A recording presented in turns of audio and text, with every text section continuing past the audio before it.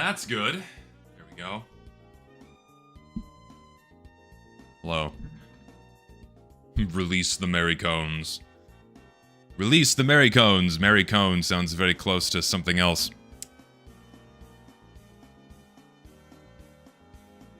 As if the Mary Cones were a living creature of sorts that could take flight and engulf a city.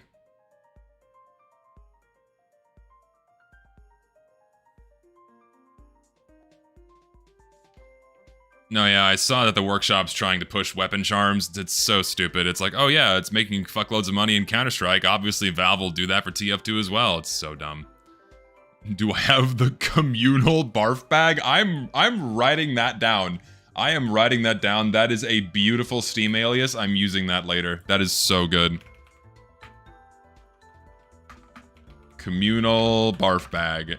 Yep, that's a good one. That's going in the folder. Do we have the communal barf bag ready? I suppose I have the metaphorical communal barf bag ready. I don't have like a giant bucket for people to share. You're gonna have to make do with whatever objects, whatever receptacles you have in your home for your bile and your woes.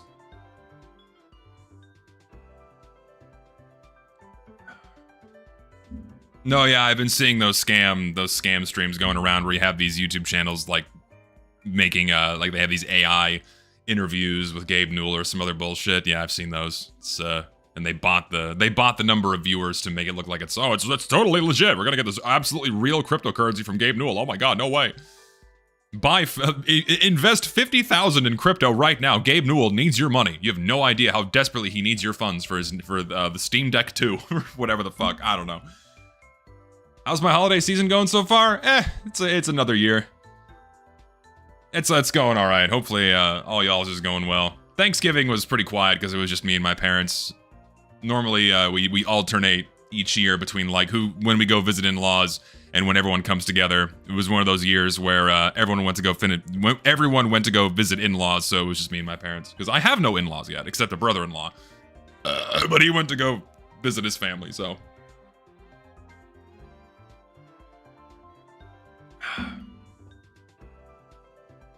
I think the update dropping today is very unlikely. I can't see it coming today. This week? Tomorrow? Friday? Maybe, because they chose maps over 2 weeks ago, I believe.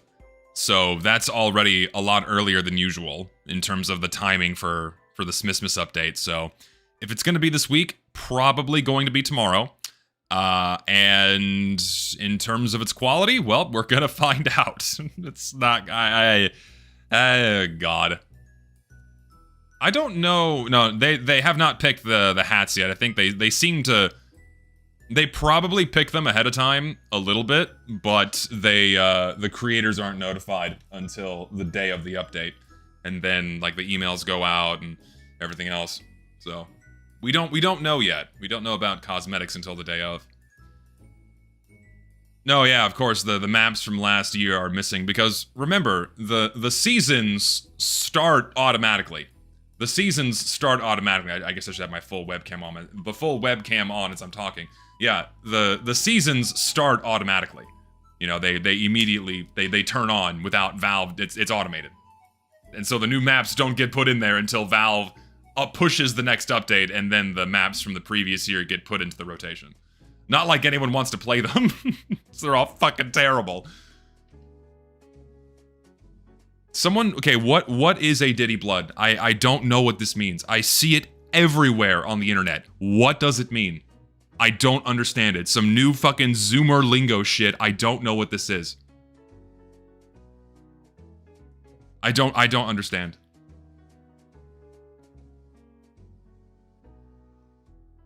I'm seeing circular definitions. I need an actual definition. Someone spell it out to me.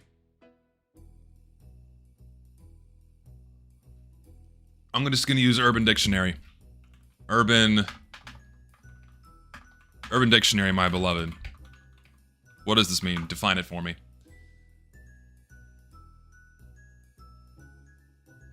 I can't read this first definition out loud. That would... It's like, what? So, like, they're racially... It's like, apparently a person's race matters whenever you're using this definition, according to Urban Dictionary. So I can't read either of these out loud, otherwise I will get in trouble. But it means when some of a certain racial disposition are a pedophile, apparently is what this means. So I've learned something new today. I can't read that one out loud.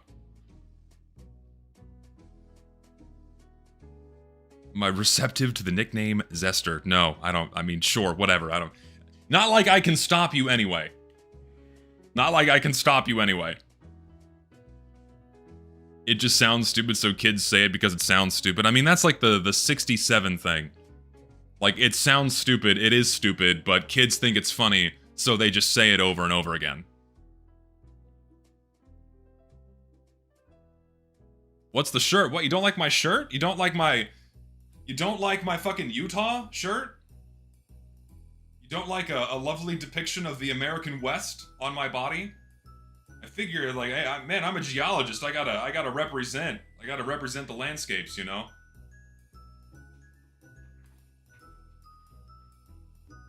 Shit's comfy.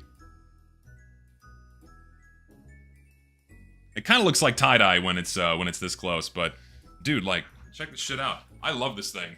Got the full 360. It's got color. I love this thing. Ugh. How old am I? You haven't changed since my first face reveal. I have Keanu Reeves genes, where I simply don't age. The only mark of my age that is visible is my receding hairline, unfortunately. Everything else about me has not changed. Like in 10 years. I'm building an HG Wing Gundam right now. I am... Window, expand. There we go.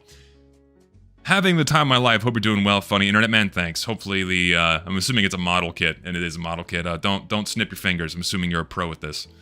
They should add a 67 Warpaint Hire Me Emporium. I'm surprised I'm not. We'll probably see it today. We'll probably see some dumb bullshit meme garbage today, with whatever the current cycle of memes is, and it's they've probably dumped some crap on the workshop. That's just inevitable. It is just inevitable. Is Die Hard a Christmas movie? Objectively, Die Hard is a Christmas movie. That there is no refuting that whatsoever. I watch it every year. It's one of my favorite Christmas movies, next to Jim Carrey's Grinch. Jim Carrey's Grinch is so fucking underrated. I fucking love that. Every time I watch it, there's little things that I miss that I catch, and I'm like, man, that's really funny. It's factually not a Christmas movie. You don't understand. It's not. It takes place on Christmas Eve. That's a fucking Christmas movie. Simple. Do I like Elf? I liked it the first time. The flavor of humor that Will Ferrell emits is not great for a Christmas movie. It's great in other movies, like, what is it? Step Brothers, Talladega Nights, Anchorman. Those are funny. Elf is... it's not his best. Can't decide if I want to paste the really good workshop item I saw or the really, really god-awful one. Well, flip a coin. Flip a coin. Polar Express, it's okay. It's not... It's fine. I've seen it a couple times. It's decent. I did see Violent Night. That was a genuinely entertaining movie. That did not... I thought it was just gonna be... you know, violence, gore, or violence porn or gore porn, whatever. No, that was a genuinely funny movie, and I really enjoyed it. It was good. It was like an odd mix of like a Home Alone tale and adult humor. It was pretty good. I found Silent Night, Deadly Night Part 2 on VHS in a box of tapes my parents were throwing out. You know what movie's a weird one that I actually enjoyed? It was Krampus, the newer like horror Christmas movie. That one I genuinely enjoyed. It was that was a fun watch. Would I watch it a million times? No, but was it a fun one? Yes. Is Eyes Wide Shut a Christmas movie? I've not seen Eyes Wide Shut.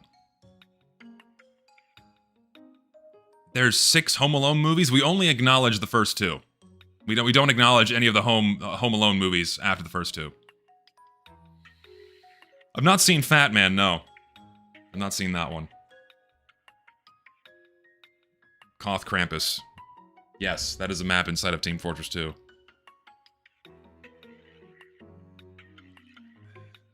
So sadly, Mall isn't in the Christmas maps list. Really love that map. Good luck finding a full server. Well, yeah, there are other Home Alone movies that do not have Macaulay Culkin. They kept making them.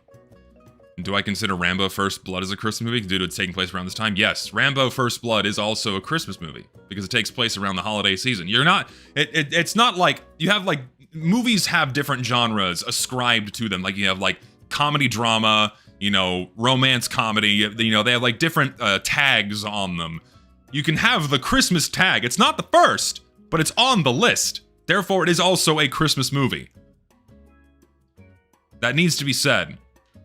Home Alone 1 isn't a Christmas film? If I could reach through the screen right now, if I could just fucking get you and grab your fucking head and shake it like a melon, I would do that right now, because that's a fucking lie. That's insulting. It's an insult to me. It's an insult to Home Alone fans. How dare you? He's gonna fucking get you. I promise I have a proper webcam tripod on the way, so I stop shaking my camera every time I touch my desk. I've not seen Carry On. I heard good things about that one. Home Alone is a Halloween movie. I wonder how different it would be if it was like if it took place during Halloween. Is it bad to watch Nightmare Before Christmas around the holidays? No, Christmas is in the title. That is also a Christmas movie. Hello? It is.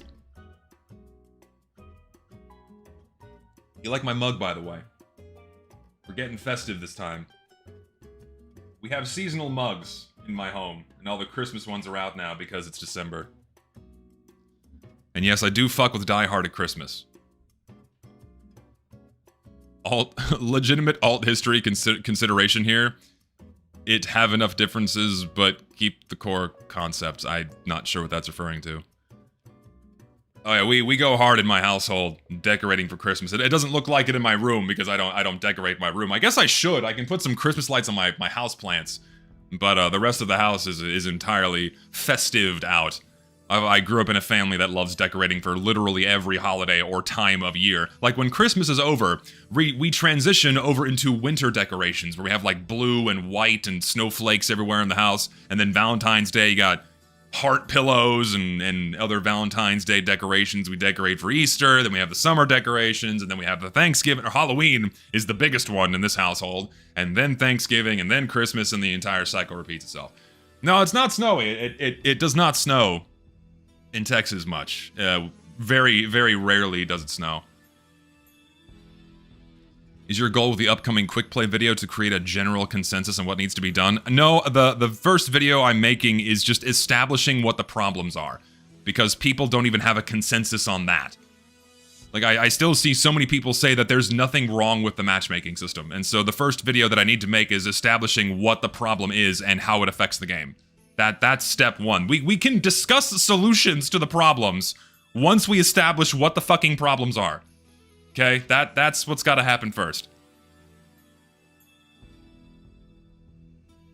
I could put a Christmas tree in here somewhere. I should probably do that. I should do that. Remember when festivizers were like above a key, then next year no one gave a fuck, and now the wrap that gives it more because it's old and not visible cosmetics. I do remember when they were more expensive. Festivizers retain their value somehow because they're a pretty liquid item, and I think they, I don't think people actually use them all that often. I could be totally wrong, but I don't know. One issue I had a few days ago, managed to queue for a match, but before I got loaded in, the server shut down, then I was stuck in a loop of joining and getting kicked out. Well, I think that there's no problem at all, by the way. I think that's just how the system is supposed to function. That's not an issue at all. How come if you stay in a server after everyone leaves, either no one ever joins or it takes forever for new players to join in? The reason for that is because the matchmaking system prioritizes ongoing games, and since there's always a constant level of player flux in and out of a server, because more often than not, the matchmaking system sets up a steamroll either because the teams are unevenly balanced or the team sizes are uneven when the fucking game starts, which happens all the time.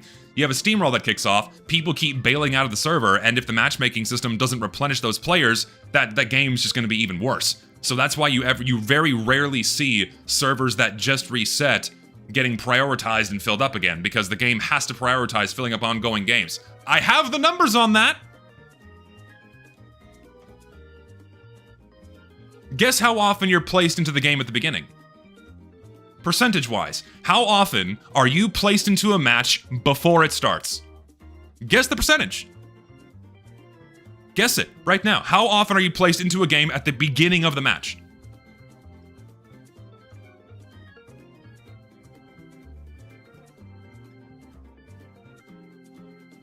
I see some people are spot on.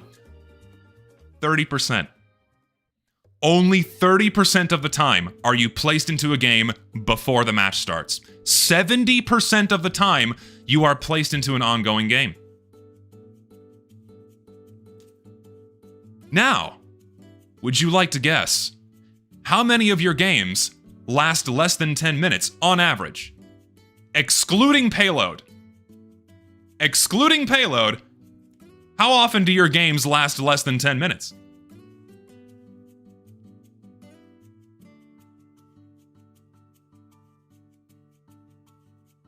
%. More than half of your play sessions are less than 10 minutes long. Because the server simply must reset, it simply must boot, everyone simply must leave in order for the next game to start. You will only ever play 2 rounds, typically for less than 10 minutes, because you're almost always placed into an ongoing game. Mind you, that 55% also includes full matches. Because even full matches on other game modes like Capture the Flag, King of the Hill, and also 5CP very often last less than 10 minutes. Sometimes less than 5 minutes. 15% of games last less than 5 minutes. 15%! That's almost a fifth of your games last less than 5 minutes. Even 2Fort. But 2Fort on average has the longest games because people typically don't seek the objective.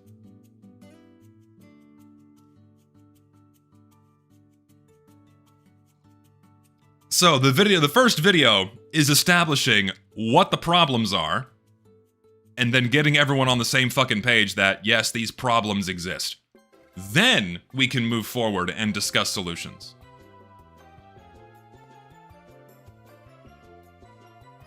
Okay? But first, there's a bit of an important video that needs to come out first. I'm gonna have that out by the end of the month. And then the first matchmaking video is going to come after that. There's a bit of a fun detour, a bit of a slight deviation away from the matchmaking discussion for a slightly different fun video that is still pertinent to talking about the game's problems, but it's going to be a little bit of an exciting one. It's different. I'm not going to say what it is. There will be no hints. This one is special. I'm not going to give any indication as to what this video is going to be about. It will be a complete surprise. I think people will like it, though. Then matchmaking. Okay?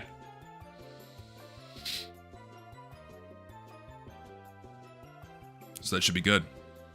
You look kind of tired? I am tired. I just, oh no. I've been sleeping well these days. And I've also gotten into the habit of getting up at 4 in the morning to go for runs. Because whenever I wake up... So, like, I get up at 4, I'm out the door at 4:30, I get home at, like, 10 after 5, and then, like, okay, I feel great, I have the rest of my morning to get a bunch of work done, and then I go to bed earlier, and I feel better when I do that, so my body is getting used to a new sleep schedule, so that's probably why I look a little bit sleepy. Also, I have, like, my dad's genes, where I just have really big circles under my eyes, and even though I'm totally awake, I just have really big fucking bags under my eyes. My dad actually had to have surgery, because his eye bags got so big, and that'll probably have to happen to me at some point further down the line. It's not too bad, actually, like, with this lighting and this angle, but... With different lighting, I look like I haven't slept in a week. That's just how I look, just how my face is. You should have a non-controversial TF2 YouTube read your script to your matchmaking video and then let them upload it to their channel. I actually want to try that. I'm really tempted to just say, hey, I'll make the video. I'll make the video. Then you just upload it, right? Because I just want more people just talking about this shit. It's ridiculous. It's stupid. Because, like, it's like, the only thing that is holding back TF2 right now is the community itself. The players themselves, and the people who have, like, the lion's share of the discourse. They're holding the game back, because, like, I'm the only big figure that consistently talks about the game's problems and demands for something to be done. All these other guys are entirely allergic to it for one reason or another. Like, you have other smaller guys, like, you know, Lister's talked about these things a few times, and a lot of other smaller guys, and you know, even channels with very few people that watch them are making videos too. By the way, do that. We should not have to rely on TF2 YouTubers to talk about the game's problems, because we're the players. We actually play this game, so our voices also matter. So make your own videos, make your own posts discussing what you find wrong with the game and what you take issue with, and people will usually listen.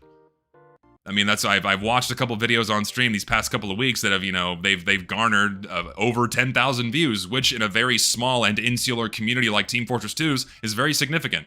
And these videos are coming from guys that have, like, no following. And those blow up because that's the most common sentiment right now, is that the game is being neglected, it has very severe problems, and Valve is doing nothing about it, and we want something to be done. So, you guys can do it too. It's okay. You don't have to wait for fucking whoever to make a video about this stuff, because they've clearly shown that they're not going to. They don't care enough. They simply do not care. So we have to do that now. It's not you can't rely on them. They could prove me wrong and make me eat crow, but they're not going to, because, well, you know. Anyway, enough beating that drum. We'll move on to something else now. We have business to do today, ladies and gentlemen. We have a lot of business to take care of today. Two things. One, we gotta knock out a workshop review stream because I have been absent from doing this stuff. So we're gonna do that first. We're gonna review workshop items for a couple of hours, and then after that, we are going to build the Smissmas bingo card. Okay, first is workshop items, then the bingo card, and that's on tap for today, okay? So, on that note, get your workshop links ready because we're doing that first, okay? And if you don't know how this works, I'll start recording. If you don't know how this works, what you do, get a link, join my Discord, linked in the description below. There's a channel in there called Links, and you post that link in there. And then on the count of 3, I'm going to open that channel, and then you guys can post them in there, and then we'll get to looking at them, alright? So get your cards. Sorry, get your, not the cards, I read card because we're doing bingo card. Get your links, okay? Get your links. Get them ready. Give people a few minutes for this so they can get their links together. And then we'll move forward. It's a Blue Archive bust tier list? No, we're not doing that. There is a Strangifier item on the workshop. Please, for the love of God, go vote for it. I would be cool if we could get, you know, Stranges of weapons we don't have Stranges for, but, you know, we can just bully Valve into doing it by asking them a bunch. That'd be ideal. That would be ideal. Let me pop this over here.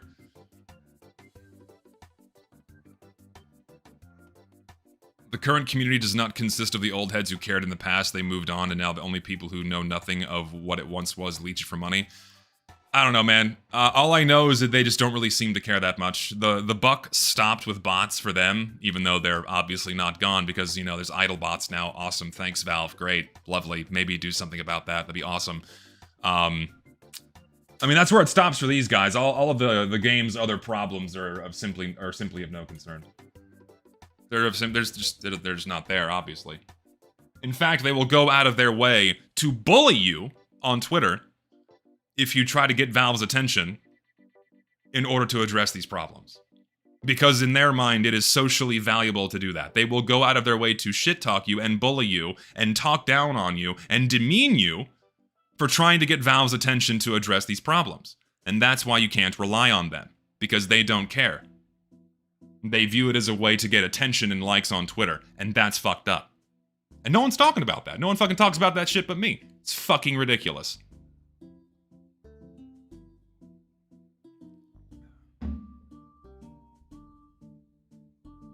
Yeah, it's ridiculous. Anyway, so you guys have your links ready. We have something special now, by the way. Check this out. This is fucking cool. So, a very, very, very kind individual, a very, very kind and very talented individual made a custom tool for me that collects all of the links together and displays them one by one without me having to open up all the tabs. This is, you'll see how it works in a minute. This is really fucking cool. So I don't have to have 1,000 tabs open. This guy made a Discord bot for me that gets the links and opens them inside of the web browser. It's a really, really cool thing. So big ups to, you know who you are. You're probably listening. Thank you for doing this. It's very kind of you. So yes, we're gonna get started. So if you have your links ready, this is gonna be pushing the bot to the limit. So we'll see how well this handles it, okay? So we'll see if it can do it. All right, I'm gonna open the channel in 3, 2, 1, go. Oh, it's working, dude. Check that out. That's okay. So something else about the bot is it's going to automatically delete duplicate links. So if someone else sent the item that you sent, then it's gonna delete your message. So just for the warning, okay? Just as a warning, okay? If there's a duplicate link that's been sent, then it's gonna delete it. So there's not gonna be me having to sift through and click out and get rid of a bunch of tabs that have an item I've seen already. So that's also a great convenience.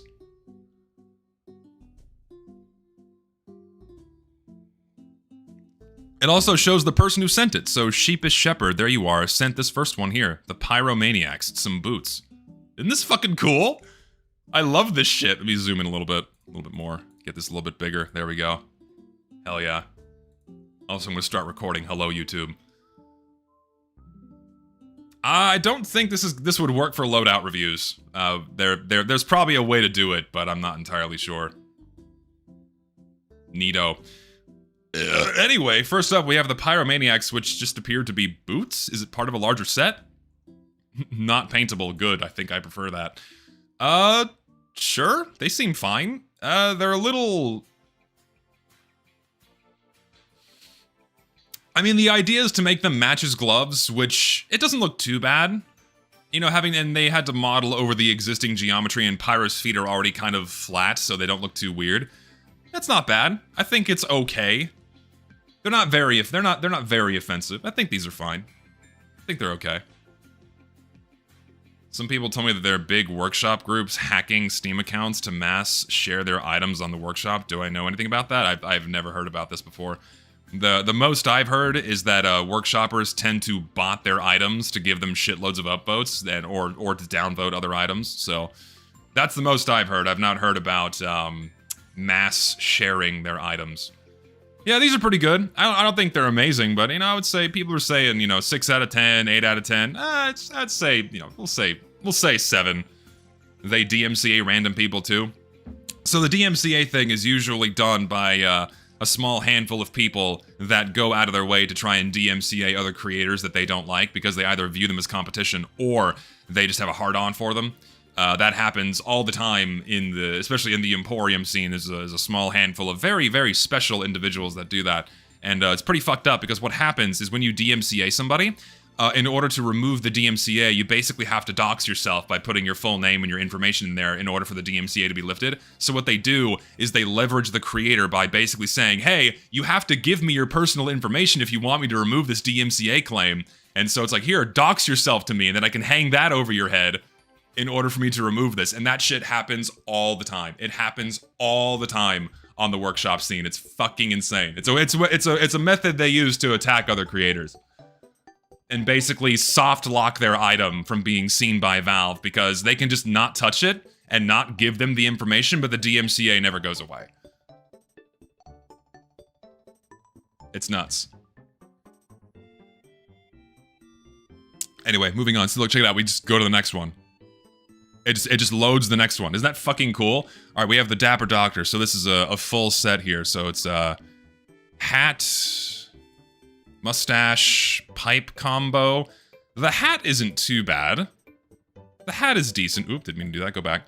The hat is decent. I'm okay with this.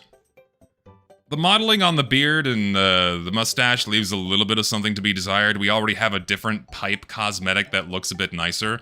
The hair in the back is okay. I don't know. It's serviceable. I just don't like the facial hair. The facial hair looks a little bit strange. And then let's go to the shirt. Alpine Practitioner. The shirt's pretty clean. I would have liked it without the scarf, honestly. I think if you removed the scarf, this would have been a really nice cosmetic on its own. The scarf is okay, but I don't think you need it. I understand it's meant to be tied to the hat, and thankfully the paint region is just the undershirt. So, I mean, the scarf's okay. I don't hate it. I just think it would look better without it. Is this meant to reference the dentist character from Django? Is that what this is? If it is, it gets close. It fits okay. Medic always gets the best. Why? I don't know. I think just Medic is already like one of the more aesthetically pleasing classes, so it's pretty easy to model things for him. Yeah, if there was a style with no scarf, I think I'd be way more enthused about using this. But it seems fine, you know, well modeled, you know, decent paint regions. It's good. It's like, you know, we'll say like 7.5 out of 10 on this one. It's not bad. I would not mind seeing this in game. Next we have the knickers. This was in 2016, no less, so it's not that old. Oh, it's horrible. I love that it's just the default pose in whatever 3D program. Knickers. You've never heard this term before? It's a term for underwear. Yeah, it's this, and you can... This is horrible. Oh my god. I just like how they just drew over the Pyro's existing model. There's not even... It's just a thin texture. That's insane. Oh god. Well, there's not much else to say on that one.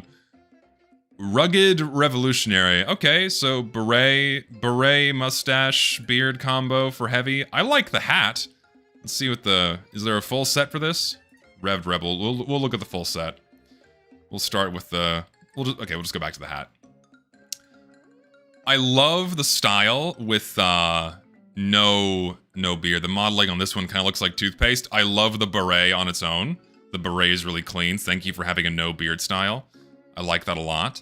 The beard, we have better goatee or better, you know, full beard better full beard cosmetics for heavy, so I just use one of those with this, assuming it's compatible for your loadouts.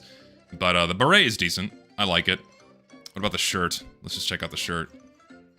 The Tacticoat.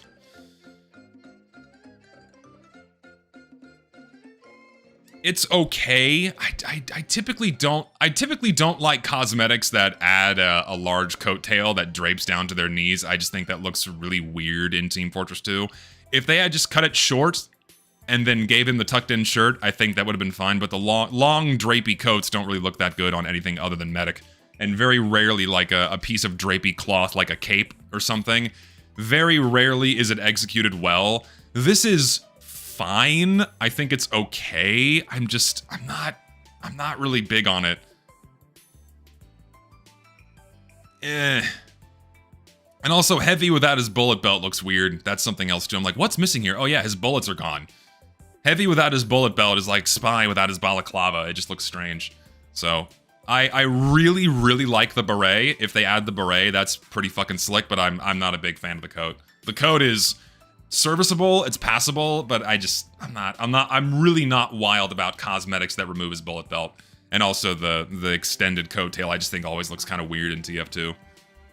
It's just, it's eh. The beret is like an 8 or a 9. I love the beret. It's simple, it's got a nice camo texture on it, decent, looks good.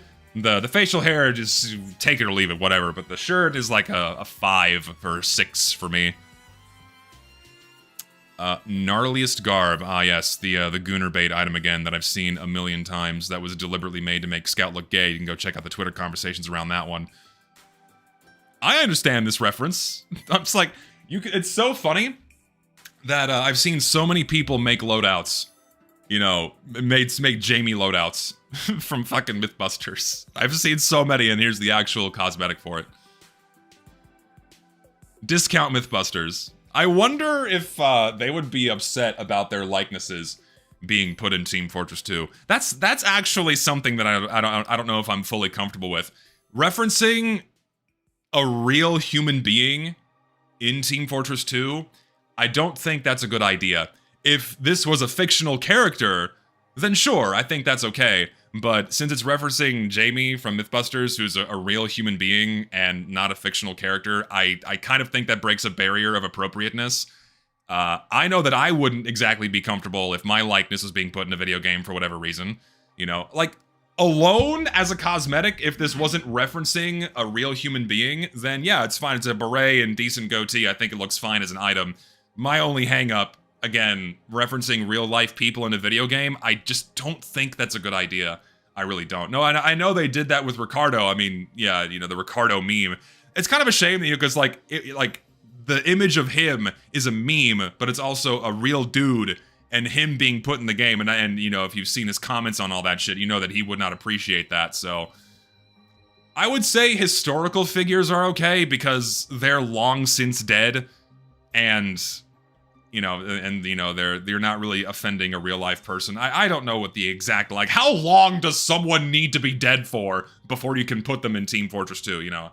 I don't have an exact answer for that. I just know that if they're alive, it's probably not a good idea. That's just me. But the cosmetic itself is, it's serviceable. It's cute. It's a nice nod to a much beloved show from a long bygone era of good television, because Lord knows we don't have good television anymore. So, what do we got next? Villain Varnish. Here we go. We got a skin. So we like a nice marble texture. Okay. All right, another, you know, vanilla-ish colored, silver-colored marble texture. It looks kind of metallic-y silver, not so much on the yellow marble, so it's pretty clean. I like the leather the most. I think you know what you could do with this one if you want to do something a bit simpler. I think you could just do a brushed steel with leather handles. I think that would look really clean, too. I like the marble, don't get me wrong. This is a really nice skin. But I think we're seeing so many marble skins on the workshop now, because so many people are trying to grasp at the previous Gentleman's Collection, which I fucking love, don't get me wrong. If it takes spamming a million of these in order to get Valve's attention so we can get more skins like this in the game, sure, you know, keep doing it until the cows come home. But, I don't know, I've seen so many variants of skins like these, man, where I'm like, I don't know. Ooh. What else we got? It's good. It's a good skin. I like it. No Warpaints these updates. We simply don't know about whether or not Valve's going to add a Warpaint case or not. No idea. It seems random as to what they're going to do, as to when they add them. They usually add one each year. We didn't get one for summer or Halloween, so we might get one for Christmas. We'll see. I don't know. But, I don't know, we'll find out. This one's good, though. I like it. Wouldn't mind seeing this in-game. It's clean, it's slick, looks good on various weapon models. I think this would be fine to have in the game. It wears down decently well. I like the leather grips the most and the black and the brass elements. I think this being a brushed metal texture would have been a lot better than marble, but it still looks really good, so... I'd say like a 7. Say a 7 out of 10. Next, fresh stock. Stock with a little extra flavor. Okay. This was like it was made. I don't think I had seen this one before. So they just slightly, okay, they changed a few colors and then freshened up a few of the other textures. Added albedo wear. That's interesting. So it just looks like it's been worn, but not scratched and scuffed and mixing like huge chunks of paint. That's actually not bad. It just looks like it's been rubbed down a lot because it's been held a lot. That's kind of cool. I like it. It's a nice subtle thing. Why would I use that? If you want a more subtle skin in the game, looks like we have team-colored variants on various weapons. They made some things team-colored. Or wait, no, is this a gradient? This might be a gradient thing. Ah, yeah, it is. So it is a gradient, so well, I think this is cool, the random nature of it. It is team-colored, though. I think it's fine.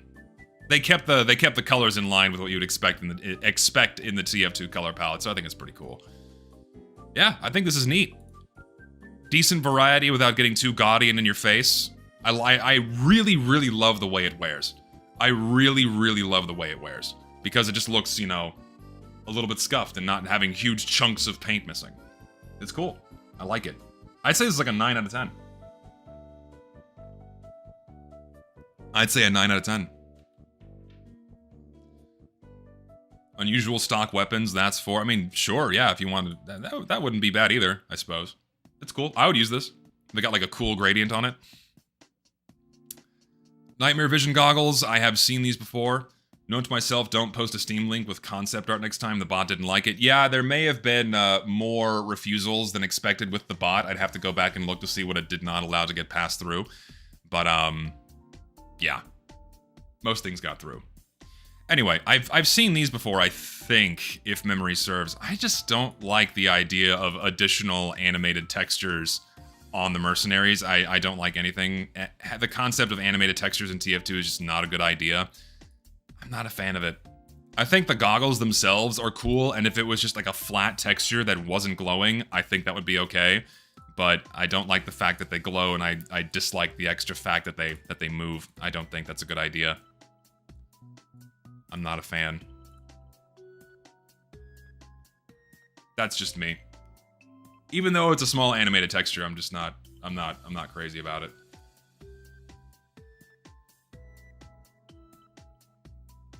Is there a way to see the Steam ID of these items so we can easily go to them to like and dislike them? I mean, I can just open it on Steam like this. I mean, if I find something that's worth y'all going to support. Oh yeah, see, I already saw this and I said no. So there you go. Yeah, if something's worth sharing, I'll pop open the link and I'll send it. Neat. Yeah, I'm sure. Yeah, of course. These aren't offensive. I just don't like the idea of additional animated textures in the game. I don't think that's appropriate. The warm sweats. When was this made? 2014. God damn, this is ancient. This is fucking old. Hold on, I gotta pop this one open on Steam, man. I should probably do this. The images are higher quality when I open them on Steam. This is cute for an old item. It's a, you know, it's not the most well-baked item, but it's, you know, it's a nice sweater for Spy. You can tell the modeling work leaves a little bit of something to be desired, but I commend the guy for doing it. Is it part of a full set? It is. This is ancient. This is an ancient set for Spy. Here we go. What are these pants? Wow, a pair of pants for Spy that model over his existing geometry that don't look fucking terrible. Yeah, it's like a tracksuit for Spy. I'm genuinely shocked that this full remodel of the Spy, effectively, because you're having to model over his existing geometry, that this was achieved in 2014, comparing it to more modern items we have in the game now that try to do this and look far more worse in terms of like the grotesque, like the grotesque anatomy and the weird chunky modeling and shit like that. But yeah, that goes to show that I think the lack of attentiveness to these things has significantly dwindled over the years. This is obviously old. It needs more time in the oven. I don't think it's appropriate for the game as is, but I commend the fact that this guy did a really good job all those years ago. Yeah. It's been over a decade since this was made. That's fucking insane. Next, off the books operative. Let's open this on Steam. Off the books operative. This one keeps the bullet belt, which I can appreciate. I can dig that. When was this made? This was made this month. War Dog. Why is it so tall? Why does it... Did he like have a helmet on underneath this? You see that, right? It looks like they added an extra 1/3 of his head above. It's like is it a helmet or a do-rag? Or is it like a do-rag on a helmet? I guess it is a helmet. I see straps here. So I guess it's meant to be a helmet. But it doesn't look like a helmet right away. It looks like a do-rag. Yeah, this gives off a do-rag appearance and not a helmet. It's a really bizarre combination. I think you could have done with just a team-colored helmet and not put a bandana over it. That looks really bizarre. I'm not a fan of this at all. A helmet and goggles would be fine for heavy, don't get me wrong, but I just don't like the do-rag-esque nature to it. Yeah, and the thumb, they did a paint over thumbnail so it looks cleaner and nicer. It's ultimately false advertising, which I hate when people do this, because this is not what it looks like in game at all. The shirt is fine. We have another vest that's very similar to this that came in 2017, if memory serves. during the Jungle Inferno update. Of course, I don't remember the name of it, but we have other coats that look very similar to this. I like that they kept the bullet belt. I appreciate that. It's not bad. I like the vest just fine. I think this is okay. I think this is like a 6.5. This is serviceable. I just don't like the weird helmet. The weird helmet is strange. I just don't. Why'd you make it look like a do-rag combined with the helmet? It doesn't. You did not succeed. You did not succeed on this one, so I can't say I'm okay with this one. This has to be a reference to something. I don't know what the reference is, but this is guaranteed a reference to something. I have no idea, though. What is this referencing?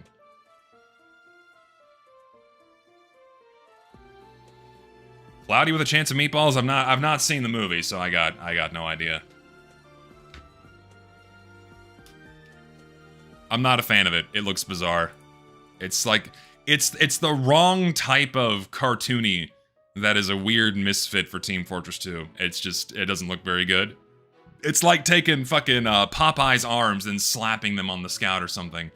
It's just, it looks strange. Yeah, I'm also very exhausted on references, and sometimes references can work and they're tonally appropriate for the game, but just like, whoa, it's a reference to something that's completely unrelated to Team Fortress 2, both in tone and in well, tone mostly.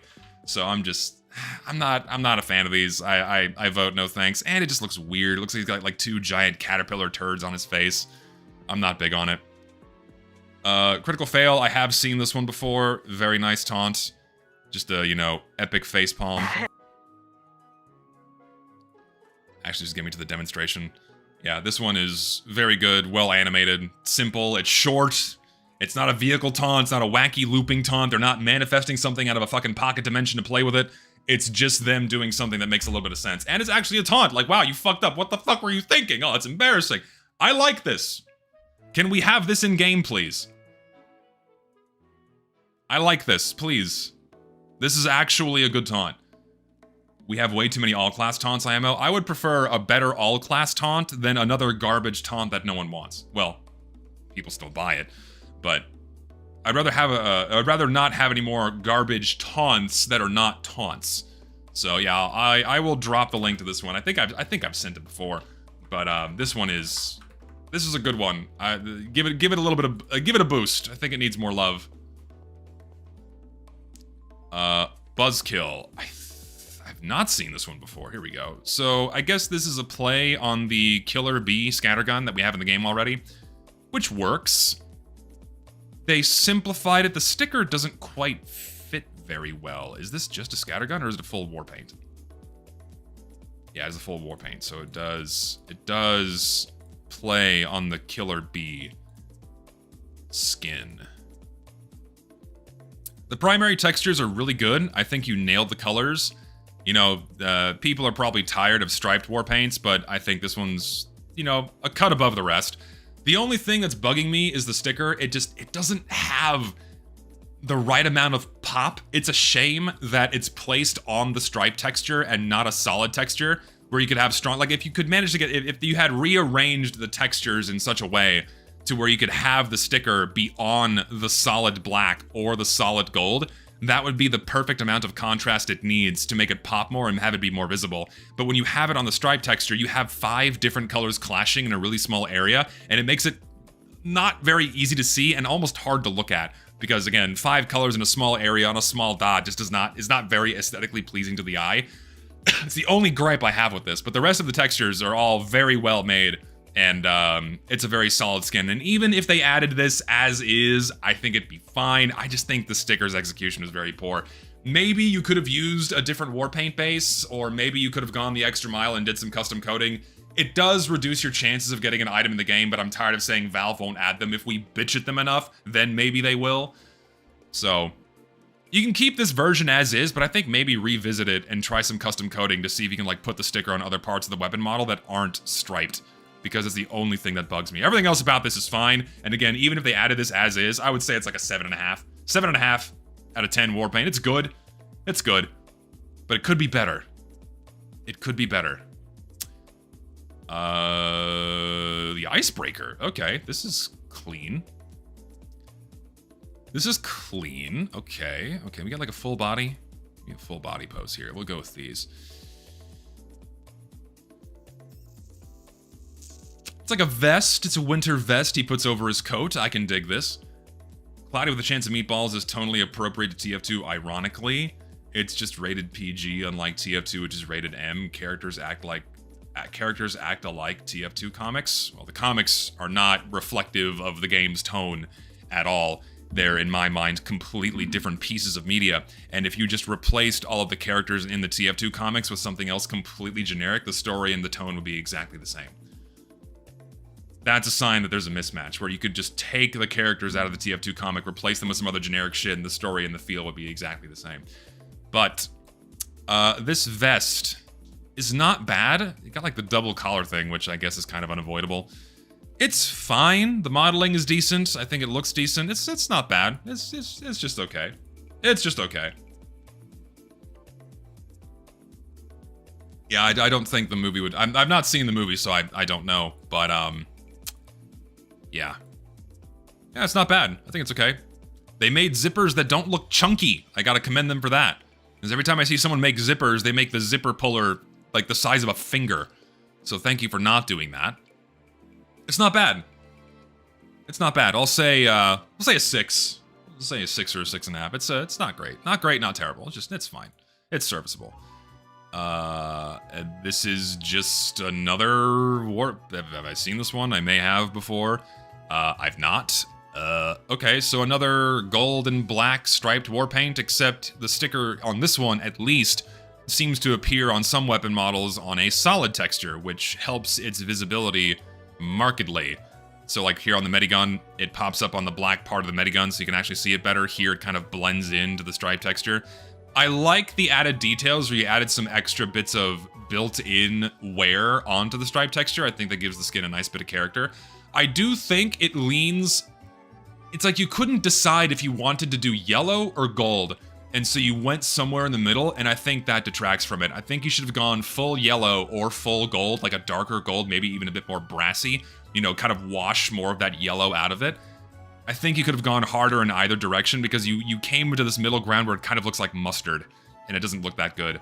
Just the color, the texture is fine, the texture work is great, but I think if you just adjust, if you desaturate the gold a little bit, then I think it'd be like perfect in terms of like what the stripe texture could be. The sticker's okay. I don't really think you need the sticker, in my opinion. I don't think you need it. Or you could do something different where instead of like the circle with the logo, you could just have the emblem. Maybe have it be a different color so it contrasts with both the black and the gold/yellow. Maybe. I'm just not a fan of the sticker. I don't like the drawing, and I think it doesn't pop enough. And it blends in with the stripe texture. But this is also another one of those war paints where if they added it as is, I think I'd be totally okay with it. I'd be totally okay with it. It's good, but it could be better. Another example of something that's good, but could be better. Almost there. No, I did not make the bingo card yet. The bingo card comes at the end of the stream. We're going to do this for a couple of hours, and then we're going to do the bingo card. Yacht Party. I think I've seen this. Steam will tell me if I've seen this. This is fairly old, so I guess I have not seen this. I know I've seen a captain set for the spy before. The hat is kind of puffy. It's kind of big. I mean, I guess that's the point, but it's a little thick. It's a little thick for a hat. It's the Gabe Newell set as he sails out on his yacht. Can I just say something real quick? You know, like Gabe's got his money, he can buy whatever the fuck he wants. But I think it's really fucking cool that he has a yacht that he can lease out to scientists for oceanographic research. I think that's badass. Like, I commend putting money towards any kind of earth science research or supporting scientists. Like, he lets them live a luxurious life while they do their research. I think that's fucking cool. Anyways, that aside, I'm not a fan of the doughiness of the hat. I feel like it could be crisper, like sharper edges around the brim and have it not be so puffy. I think that would help out. It would help it out a lot. There's another hat like this I think Spy has that does that, and it achieves this look a little bit better. So, and it kind of, this guy like tried to make some loadouts with it. Doesn't really go with anything. What about like the full set? Let me see here. Oh, it even has pants. Oh, ooh, oh, no. Oh, like, it doesn't impact readability that much, but it just looks so weird to have half the character model a completely different color, to where it looks like you took the lower half of one Lego man and the upper half of another Lego man and stuck them together.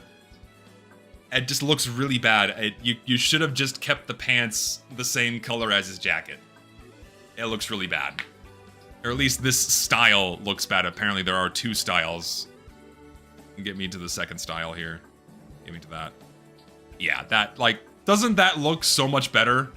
Doesn't that look so much better than the other color? That's what you need. The other style just looks terrible. That's fine. This looks fine. This is okay. The tie is a little puffy, but I think the tie is fine. I like the coat, the collar and the buttons and the cuffs too. Those look nice. The coat's good. That's nice, but the tie, I think the tie kind of looks like a bit like a. I think you could have done better by like sharpening the tie, have like really like stronger, linear edges, and not adding like the fluff. Like you have like some texture on there that makes it look fluffy. If it was just like a flat tie, I think that would look better. Or even better yet, no tie at all, and just have like a popped collar, not a popped collar, but just like a slightly open shirt with the top button may have looked a little bit better than this, maybe. But the rest of the jacket, solid. Rest of the jacket is solid. And even if they added this as is, it's fine. It's a decent coat. Paint region is just the tie, so that's also fine. Yeah, I'm not a fan of how they tried to give it the wrinkles. I don't think you need that at all. These smaller wrinkly details on TF2 cosmetics just don't translate that well into the game. They just tend to look strange. I'm not big on those. Oh yeah, I heard everything about Metroid Prime 4. I'm not exactly thrilled with the direction Nintendo is taking that in.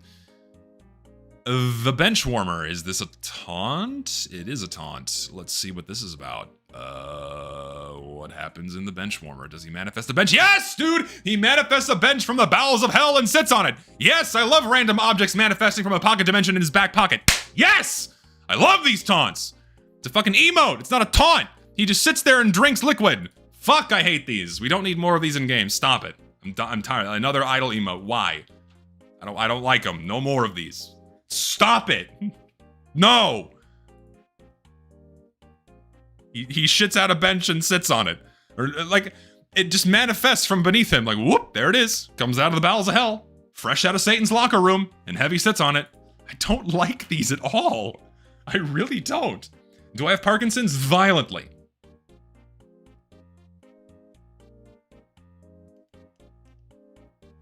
No shade to people that have Parkinson's. It's a very debilitating disease, and I hope they find a cure. But I don't like this taunt at all.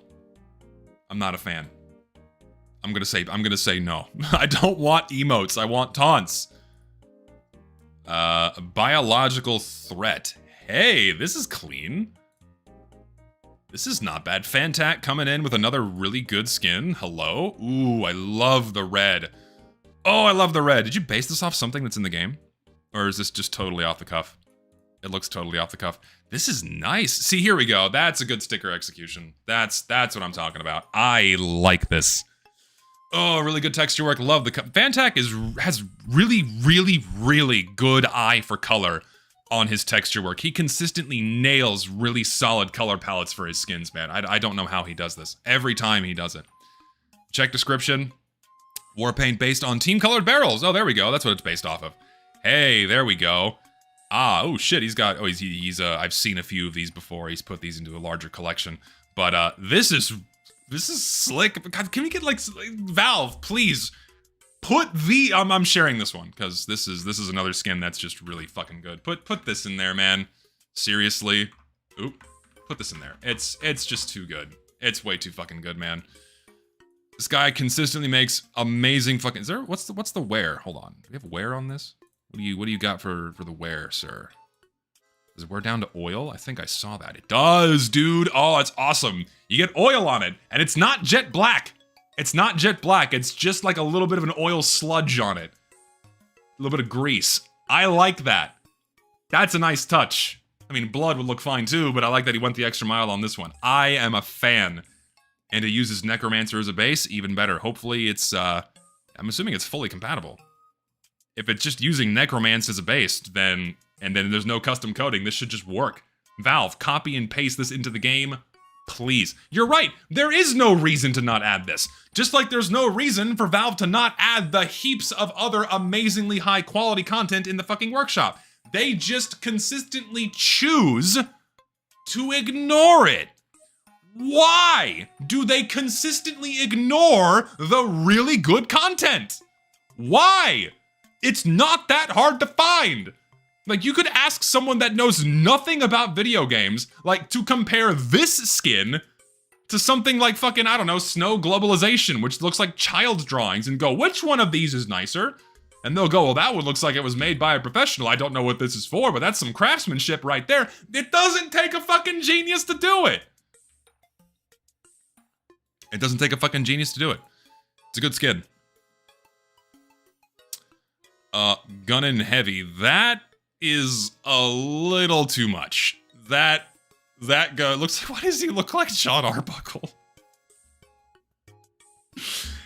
Oh, you made John Arbuckle. You turned Heavy into John Arbuckle. Holy shit. Dancing to some disco on the stage, man. That, no. This, this goes a little bit too far. You congratulations, you've made a completely different character. This is no longer the Heavy. There is a limit and you've gone well past it. Jesus Christ. It's a bit much. Oh wait, is this a fucking I've not seen the fucking, what are the shows called? Better Call Saul, thank you. I've not seen Better Call Saul nor the other one, Breaking Bad, so I've not seen these.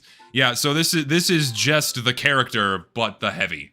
It's like it's not even a subtle or tasteful reference. It's just Heavy but as the character, which just does not fit in Team Fortress 2. You've lost all identifying characteristics of the Heavy except his frame and his face. This is not the Heavy anymore. Stop it. It's not grounded. No more funny, silly haha references in TF2. It looks like shit. Please no. It's well made, but it's literally just Saul Goodman. And that's why it should not be added to this game. The hair's fine, just not the rest of it. Le Monsieur de Chapeau. $10 to watch Breaking Bad in your off time. I will get to it, I promise. I have this massive list of shows that I've just not watched yet that I really need to get to. Eventually I will. Eventually I will. I mean, this is just another beret for Spy, of which we have several. So, and the modeling work is not that great. Has this guy made other stuff before? He's made other things. So, why is the quality on this one not very high? I feel like this is rushed. It feels rushed to me. Yeah, I really should just quit Steam. Let me just get rid of that.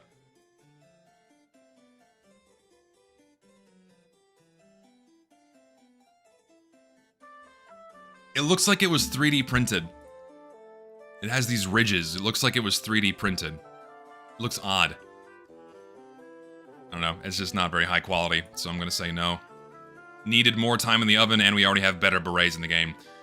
Radiant Refraction. Don't we have this effect in game already? I know for a fact we definitely have something that's almost identical to this in the game already. Yeah, it's more Trader Main trash. I am so tired of unusual effects, man. Like, the ones we got for Summer and the ones we got for Scream Fortress, they just all sucked. They were all terrible. And we have so many in the game at this point, man. This is just tossing another pile of fluorescent pixels onto the pile that is gonna go immediately forgotten in like a week. Yeah, yeah, like, how many of you still care about unusuals?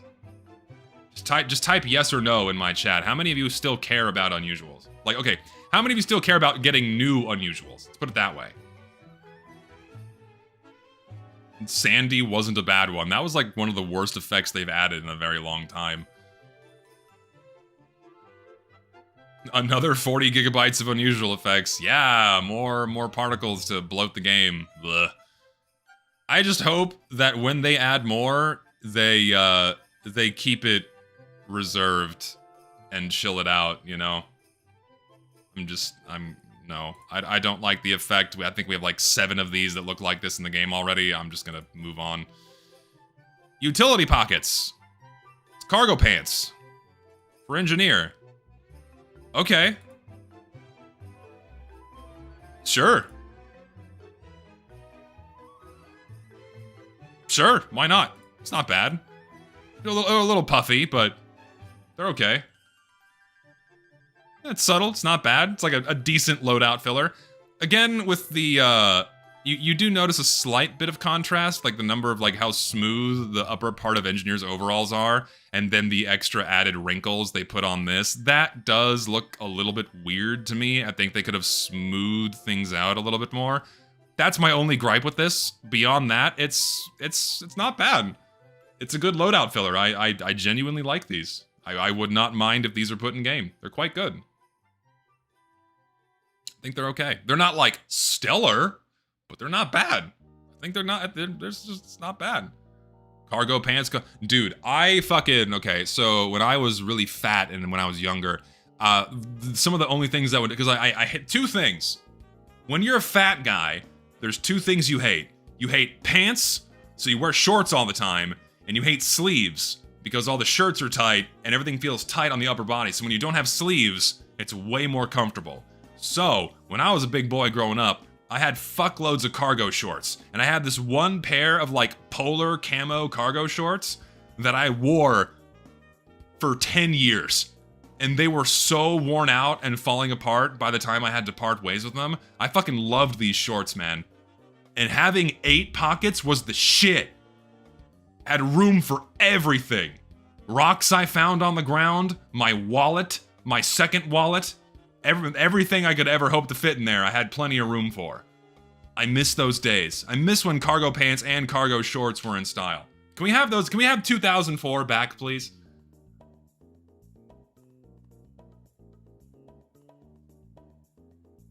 I want those back. I want those simpler times back. Listen, you gotta have the decoy wallet, alright? You gotta have the decoy wallet. I like these. I think these are fine. Smoke and kills. Okay, so it's a custom cosmetic for each class, and each one gets something different. I hate that. Just like, you could have done, you could have done anything else for Pyro. You just stick a cigar in the little vent hole. I feel like you could have handled that with a little bit more tact. I think you could have done a bit better than that. I also like how did they like model over the spy's existing cigarette to like fit that in there? Because like you have the one he puts in his mouth. I wonder if they did that. It's not bad. Oh, wait, no, hold on. Is it different styles? I'm assuming it's styles. I'm stupid. No, it's 3 different styles. Have I seen this before? I've not seen it. So it's 3 different styles: cigarette, cigar, or pipe. Not bad. It's styles, my bad. Okay, I thought it was a custom one for each class. Does the pipe just jut out the side of Pyro's face? I bet it does. It's so dumb. I don't like how they handled Pyros. I feel like they could have done literally anything else for Pyro, but whatever. You gotta make it work somehow. For everyone else, it's fine. It's a nice loadout filler. Scout doesn't strike me as a smoker. No, he doesn't. I feel like you could have given him like a candy cigarette or something. Scout's pretty old though, like canonically, so maybe he would smoke. Maybe. Like, you gotta think about this, right? Like, I feel like the TF2 comics have done an especially egregious disservice to Scout's original character. Because when you think about Scout's original character, a la Meet the Team Shorts, Scout's a fucking big mouth asshole. He's a jerk. You know, he grew up in a rough part of town. You know, he grew up with a bunch of brothers bullying him and beating up on him. So he grew up to be a little bit of a hard ass, you know? And he's got a big fucking mouth, so why wouldn't he smoke a cigarette? You know, why wouldn't he have a cigarette in the middle of the day, man? It's like, you just think about like 1960s Boston. Like 12-year-olds were smoking in the street, man. It would totally make sense for Scout to smoke. But I feel like, you know, yeah, exactly. Scout is cocky but not stupid. What the comics did is they basically turned Scout into a lobotomite, along with Soldier. But like, they turned Scout into a lobotomite for some reason, and they made him like, you know, mama's good old boy. I don't know why they completely butchered his character. I fucking hate that shit. You know, like, Scout definitely had a bigger head on his shoulders and was more of a competent individual as they depicted him not only in the game, but also in the Meet the Team shorts, and then they completely gutted his frontal cortex in order to make funny jokes in the comic. It's such a shame, and if you're basing this on the original character, definitely probably smoke a cigarette. So, I always thought Scout was cocky and self-aware until I read the comics. No, yeah, and it's a fucking shame. I think this is fine. I think the way they handled the Pyro is tacky, but the rest of the classes is fine. It's an acceptable loadout filler. I see nothing wrong with it. The gray area. Oh boy, what's this about? Okay, so kind of more of a modern-ish hairstyle. I don't know how I feel about this one. Wake me up when there's a cosmetic that wasn't textured like it's a crumbly paper bag, too saturated or oddly shiny. Yeah, a lot of them tend to do that. Also, Demo went from a drunk demolitions expert to just a bomb-themed drunk. No, yeah, that's also true. Like, Demo Man went from a competent demolitions expert that knows his shit and knows what he's doing, but they turned him into a haunted sword-slinging idiot. That's just drunk. Like his character was devolved into him just being drunk all the time. Like that's all he's good for in the comics now. It's such a shame. Like Demo Man is also another perfect example of a character that's like very clearly competent and knows what he's doing. But then like they did this to all of the mercenaries except for Heavy and Spy and Engineer. Everyone else they just turned into like a dumb puppy for jokes, especially Pyro. It's just, I hate that they did that. And Medic is, they leaned into his psychosis, which is I don't know. Yeah, the TF2 comics are fan fiction by the people that worked at Valve, and I don't view them as canon in any way, shape, or form. Sorry. That's just my stance. Back to this hairpiece. I don't know how I feel about it. I don't know about like the gray on the sides and the black on the top, and they're kind of detached, and there's nothing really connecting the two colors together at all. The modeling is really, it looks like he put some sheet metal on the sides of his head, and they left like a dog turd on top, and you can paint it. I'm not a fan of how this is modeled at all.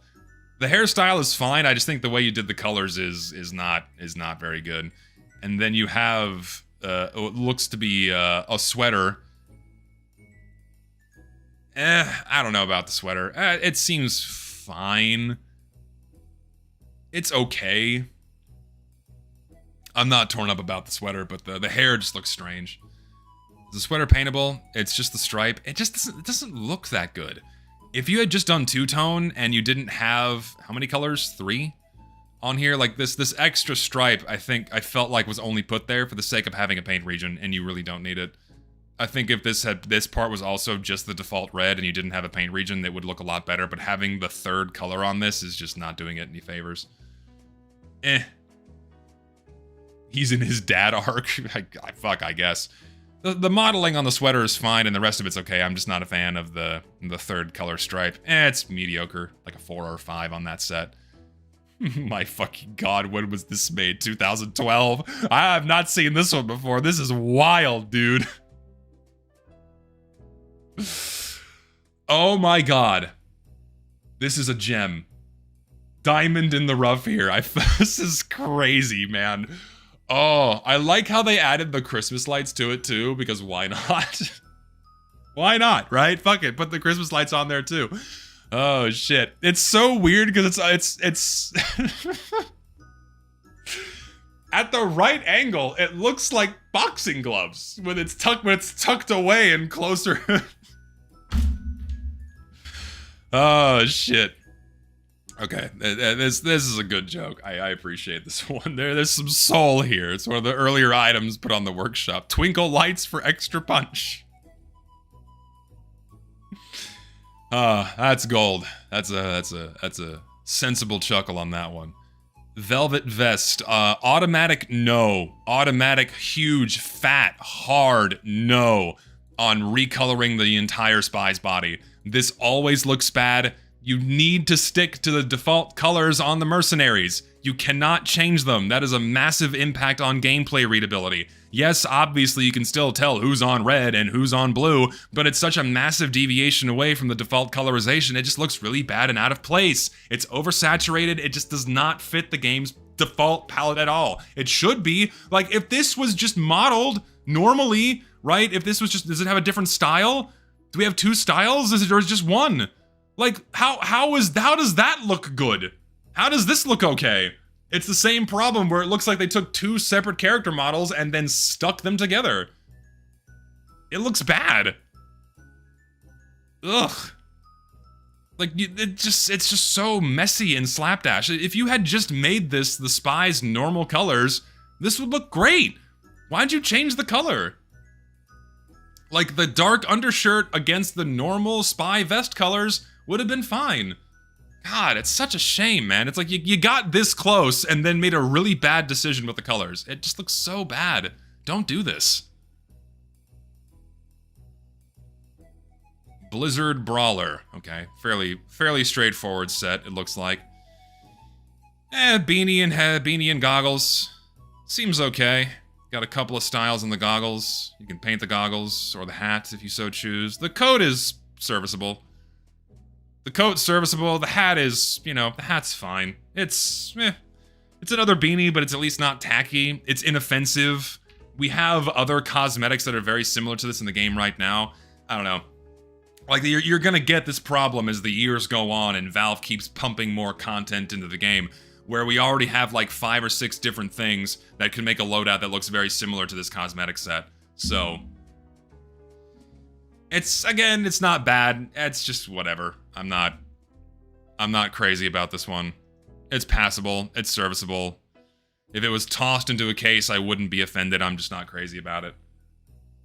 A beanie that looks like a fist when. Don't give them ideas. I don't know. It's like a 5.5. The jacket's good. I like. Ooh, the second. Ooh, hello. I didn't see this. Hold on. I take that back. I love the second style. Not the lack of bullets, but I like this. I'm a fan of that. You're giving more team color where it's very much needed. Okay, I take that back. I like the second style on the coat quite a bit. That bumped it up a couple of points. But I don't like the hat. The hat and the goggles are just mediocre. They're serviceable, but it's not there. I like the second style though. That's quite nice. This should have been the default. I like that. Also, fuck it. Make the undershirt red too. This should have just been the red undershirt with the red sleeves. Please. Do that also. Do that too. Dead Man's Drink. Pouring one out for the homies. I have seen this one before. Is it really a taunt? Not really.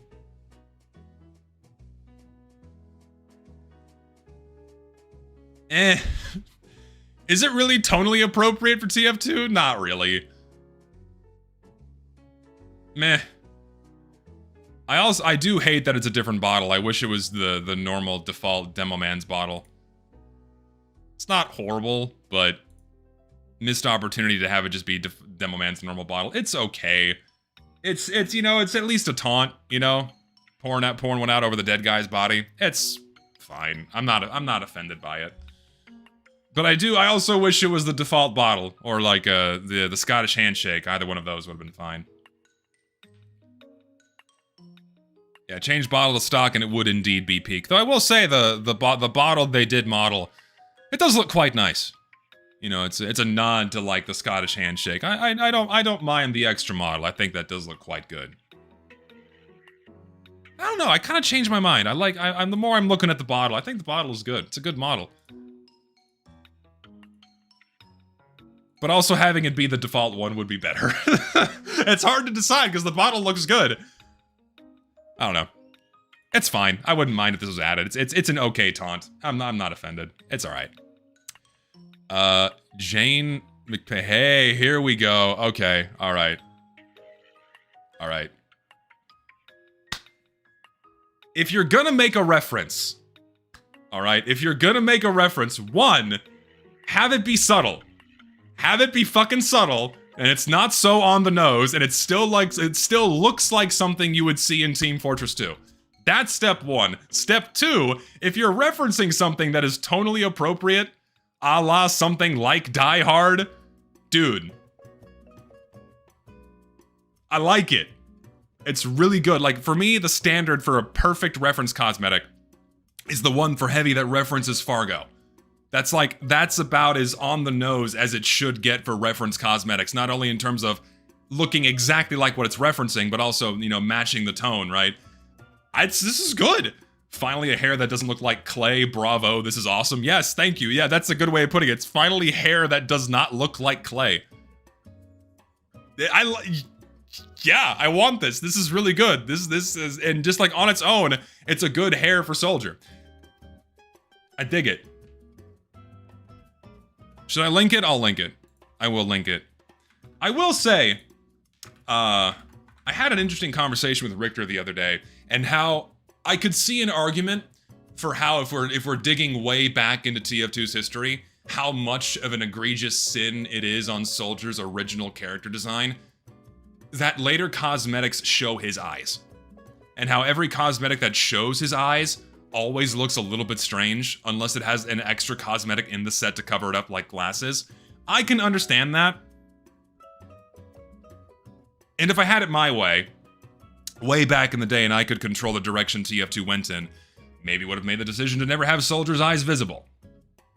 But we're so far along now, there's no turning back. If we're gonna get cosmetics that show his eyes, this is how you do it. That's how you do it. It's good. I like it. I'm a fan. Thank you for making something that just makes sense. Like, if you're gonna reference something, yeah. Oh, God. Well, I mean,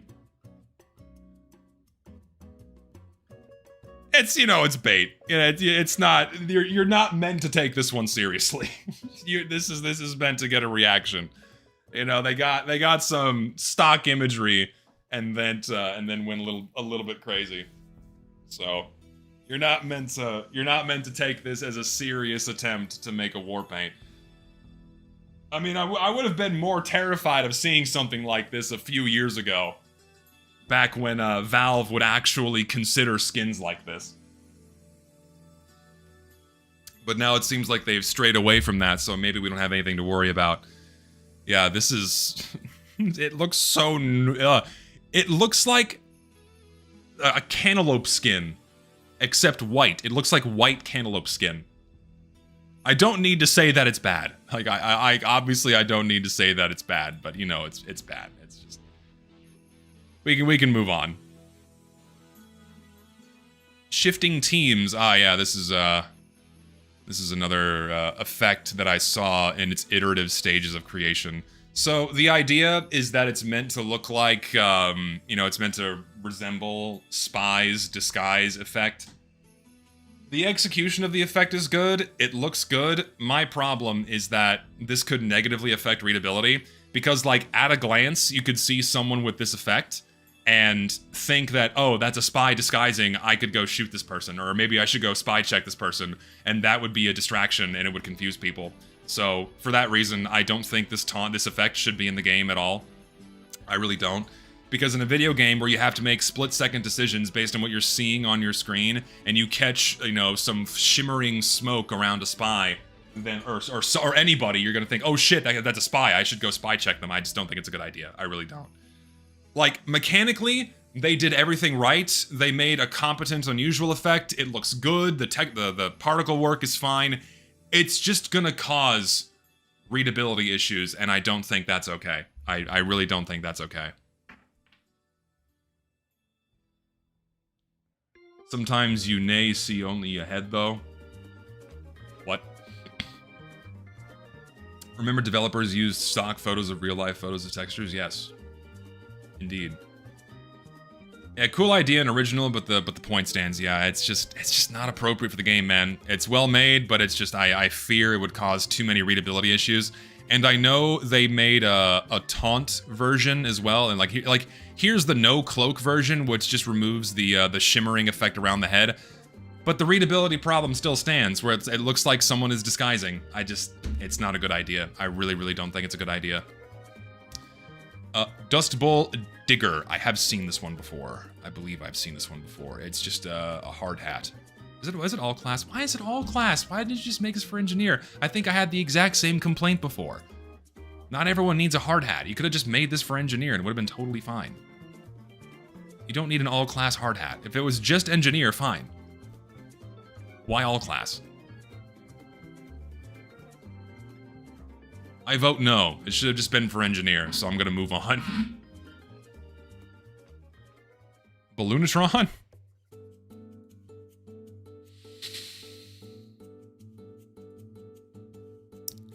I really, really, really hope to God that Valve is not so stupid as to do a Robotic Boogaloo 2 for the MVM update. I really, really hope to God that they don't do this shit again. Like, this isn't even coal. You can at least burn coal to warm a house. This is just, like, grub sludge. This is excrement out of a beetle's ass. There's no use of that. It doesn't even have use in fertilizing soil. It's like a banana peel. It's just gonna rot and stay on planet Earth and be useless forever. It's just excess fucking refuse. No one would use this either. Am I against telling your chat to downvote this because I think it's that bad? I will not do that because people will view that as harassment and then try to get me banned off Steam because they've tried to do that before. They say I'm using my audience to intentionally manipulate items, which is apparently enough to get me banned from Steam. So I'll say go support an item, for sure. But I will also say an item is bad, but I'll leave it at that. It sucks. It should not be in the game. You know they're not gonna look when they do. No, of course they're not gonna fucking look. They're not gonna fucking do it. They're not gonna do shit. They're gonna take the easiest way out. They always do. I can only ask for workshoppers to get a little bit more creative when it comes to making cosmetics that will inevitably be added for the MVM update because these suck. No one liked the Robotic Boogaloo cosmetics when they came out. They're not gonna like them 10 years later. 13 years later. They're not gonna like them 13 years later. So, big fat no from me. It's a bit much, wouldn't you say? It's a little bit much. You think there'd be a limit to these things? He kind of turned his head into a pincushion. I don't think I need to say why this is a bad idea. I don't think I need to say why this is a bad idea. It looks like a fucking pom-pom from Hobby Lobby stuck on Demo Man's head. Like, the Demo Fro still looks better than this, and its modeling is terrible. I know it's a gag item. It was meant to be a gag and meant to get people's attention, like, oh, it's the funny bullshit ad. It's just fucking terrible. And the whole thing, have a big fat fucking pom-pom on your head and paint it pink, why not? So, yeah, another item made to get attention. Yeah, just, bad. Just bad. Groove steppers. I'm assuming this is going to be part of a larger set. Big bell bottoms for Demo Man. I'm not a fan. It's a little big, wouldn't you say? It's a little big. This, yeah, more, okay, I like it. It's more fun. I like what Garbo Gamer said. It's fun. This is fun. I also don't hate it. I just think they look a little big. they're a little big. Yeah, and of course it only works with Demo Man. It's a little big. I don't hate it, but I just think it's a little too extreme. It's a little too extreme. I don't think these are just... I just don't think it's appropriate when the modeling extends so far off the base model where it sticks out that far. I just don't think that's appropriate. It looks cool, but I just think it's gonna look weird in the game. Just... yeah. There's so many better things, too. It's... yeah, I wouldn't want this in the game. That's just me. I personally would not want this in the game. But if they added it, I wouldn't be like, oh, fuck, why'd they add this? I just kind of wouldn't care if they put that one in the game. North Pole Explorer. Okay, so we have an all-class hat because you gotta toss an all-class hat in there. We have... you know, the one we have that's very similar to this, I believe, is for the sniper. The hat is cool. Like it, well modeled, like the goggles. It's decent. It's clean. Looks, you know, pretty good on all classes. It's not bad. Not bad. I like it. Simple, generic enough. You can mix and match for a bunch of different loadouts. It's pretty good. Yeah, it's good. It's decent. I really have nothing else to say. The hat is good. Not bad. The hat is good. And then there's a, what's the camo style? Oh, they make it camo. Yeah, that's fine too. It's not bad. This is slop. The Saul Goodman set was slop. This is decent. We gotta differentiate between these two things. The afro from earlier went viral on Twitter for being Emporium slop. It's nice to see. It's literally a ball with ridges, and we already have an afro. Well, thank God it went viral for the right reasons. Like, it's okay to be critical of what content could be that. Yeah, let me start over because I completely tongue-tied myself. It is perfectly acceptable to be critical of the content that could be potentially added into this game. It is totally okay to do that. If you want to call someone's hat bad, call it bad. You don't even need to say why. It'd be good if you did, be more constructive for the creator, but you don't have to. If you think it sucks, you can say that and just downvote it and move on. You know?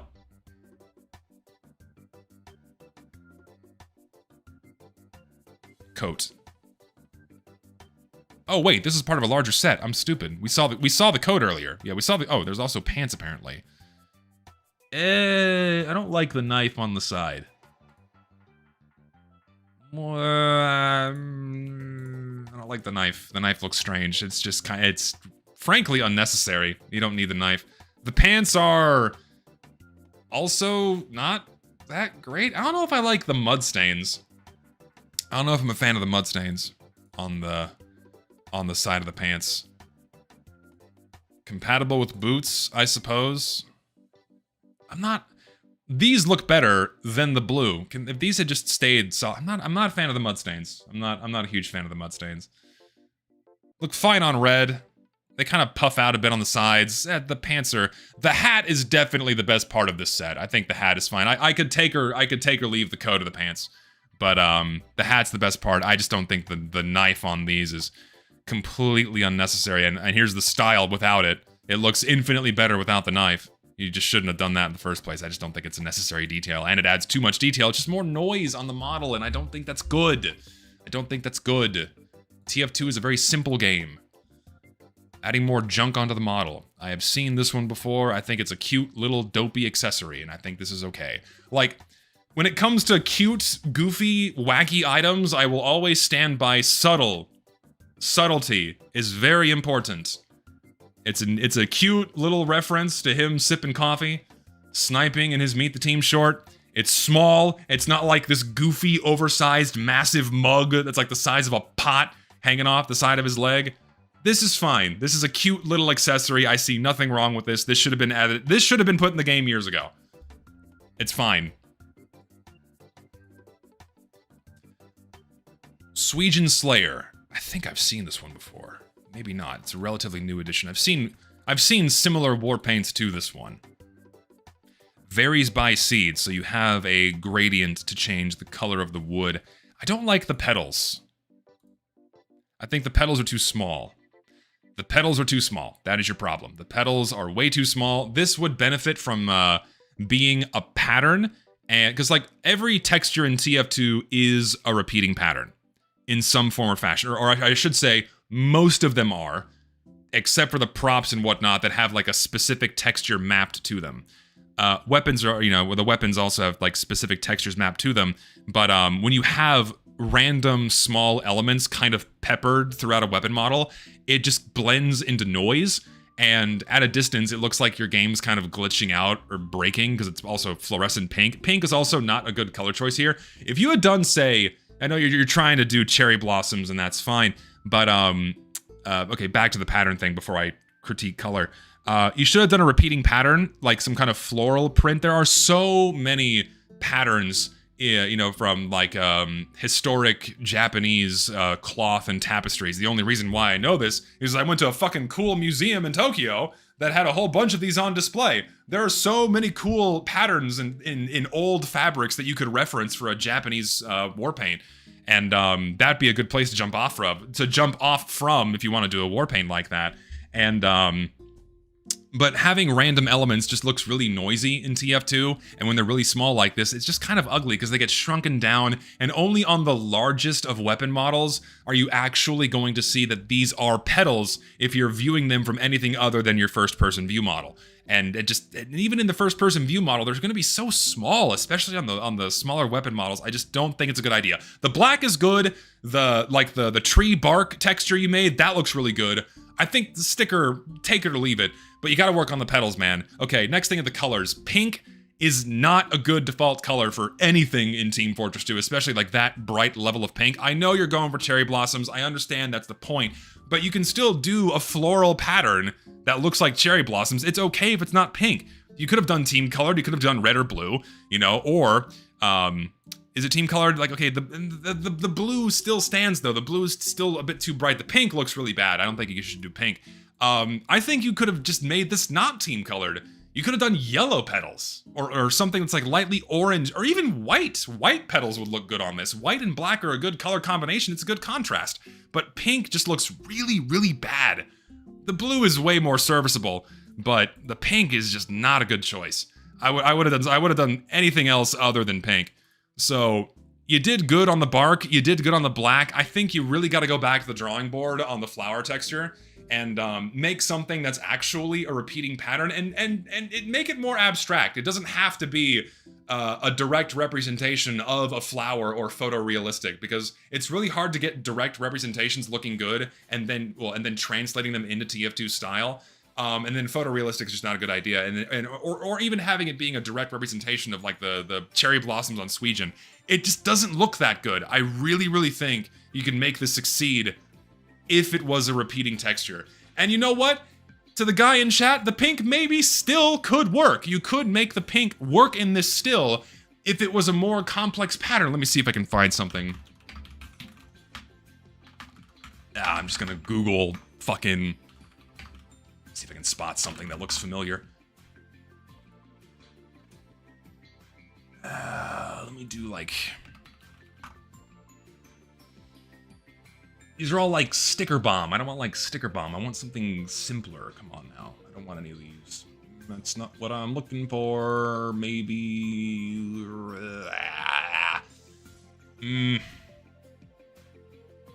Okay, fuck it. I'm just pulling a random example out of my ass. I'm not telling them to use this one, okay?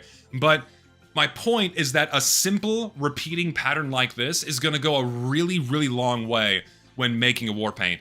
And I'm not telling them to make like squiggly clouds. I'm just saying a simplistic pattern like this is probably where you should start from, and then have it be like a repeating floral note or petals or something. And then you can have other colors in this texture that don't contrast so heavily with the pink, where it doesn't stick out so harshly and look really bad. You could incorporate other lighter colors into this, yeah, like a light red or like a washed out, not so bright white or gray, just to give it more balance. Because the really harsh contrast of the black and the pink is just, it's way too much. Combined with the size of the petals, it's not a good balance. But the idea is there. You can do a cool cherry blossom or floral pattern or print. You just gotta rework it a little bit to make it mesh in TF2, and just don't make the petals so small. It looks bad. The tiny petals are not good. Even if you just don't want to fuck it and just want to make a slightly better version, just make the petals bigger, and that would look nicer. You did the black good. You did the bark good. Fix the petals. That's just me. Yes. Moving on.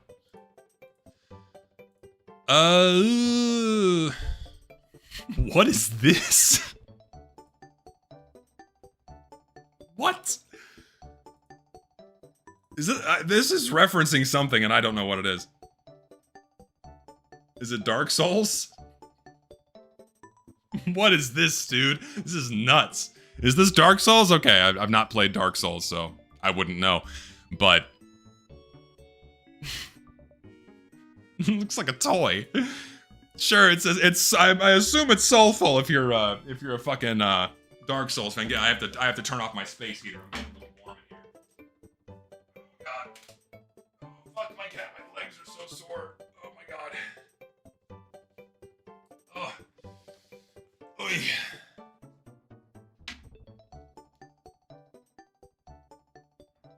Oh, okay.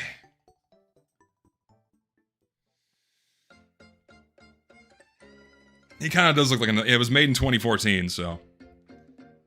Is it too late for me to make a Smissmas wish list? Yeah, probably. I've been really busy and I kind of had a fucked up end of November, so I just haven't had much time to really sit down and focus on making a wish list. So hopefully the workshop stream today will make up for it. And, well, I said I was going to do one, but the month of November was way more chaotic than I wanted it to be, so apologies. We'll just move on. Move on from the joke cosmetic. Renaissance Man. Does anyone want this? And it's all class. Does anyone want this? So, the guy who said slop earlier, here's your sign. Oh, it's so tacky.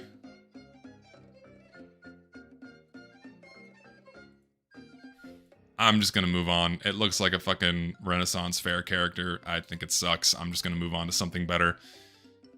Mountaineer's Maintenance. Okay, so a mountaineering set for engineer? Ooh, God. Again, already some fuckery with the colors that I really, really don't like.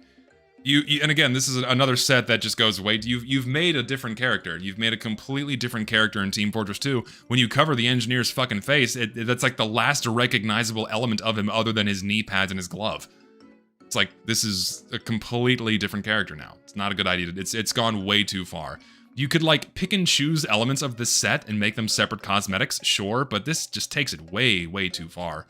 Way too far. And then not to mention, what did you do with the colors, man? They're not default colors anymore. That's gonna stick out majorly like a sore thumb. And it just looks bad. Again, it's not and I hate that I have to say this over and over again because people are gonna take what I say and put it out in bad faith. Like, the issue is not you can't tell who's on red and who's on blue. The problem is that the shades of red and blue are not the default expected colors on the engineer. I made an entire video explaining why it is so important to maintain the default colors on all of the mercenaries. Because when players open and install the game, that is what their eyes are trained to expect. They are trained to expect certain colors on certain areas of the mercenaries. And when they're not there, or when they're replaced with something else, it's gonna fuck them up. And the new player thing aside, just in general, it's gonna stick out like a sore thumb. It just does not look good. You can't do the colors like this. You cannot. Thoughts on people who gift 1,000 subs to the female streamer? She's not gonna fuck you, dude. She's not gonna fuck you. Sure, yeah, based on a World War I-2 code, made many different styles for this one. The color is getting worked on as well. You gotta work on the color, man. The color is just not a good idea. And the various styles, like the coat alone without the hat, sure, is serviceable. At least you still get enough of the engineer out of here, but the default colors were just a really bad choice. Just a really bad choice. I'm gonna move on.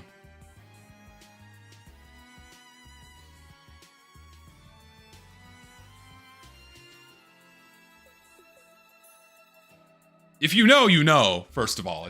If you know, you know.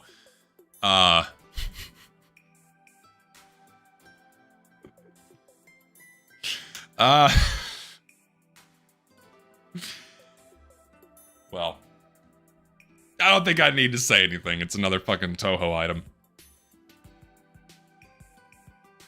Why does McDonald's get all the fucking cool collabs in Japan? They're doing a collab with Toho shit in Japan right now. America gets jack shit. America never gets cool collaborations. What do we get? We get like the Nicki Minaj meal or some dumb bullshit like that where they put like an extra slice of cheese on top of the bun. That's what we get.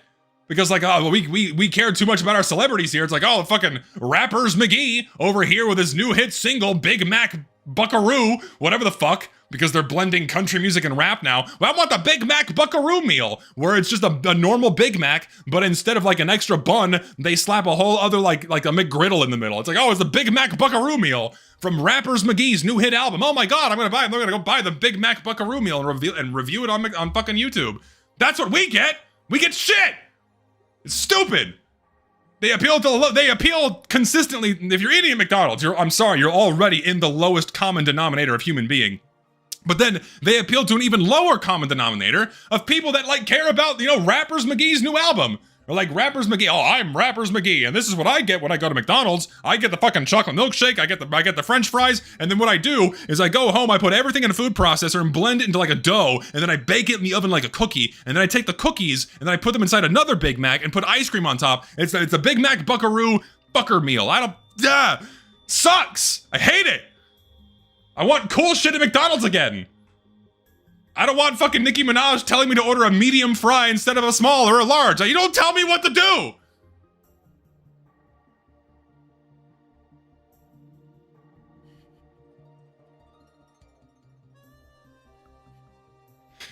You will eat the wrapper patty. Aren't we supposed to rate TF2 items here? No.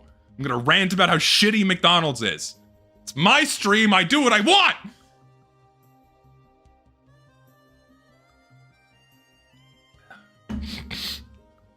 Anyway. Moving on. Super salad.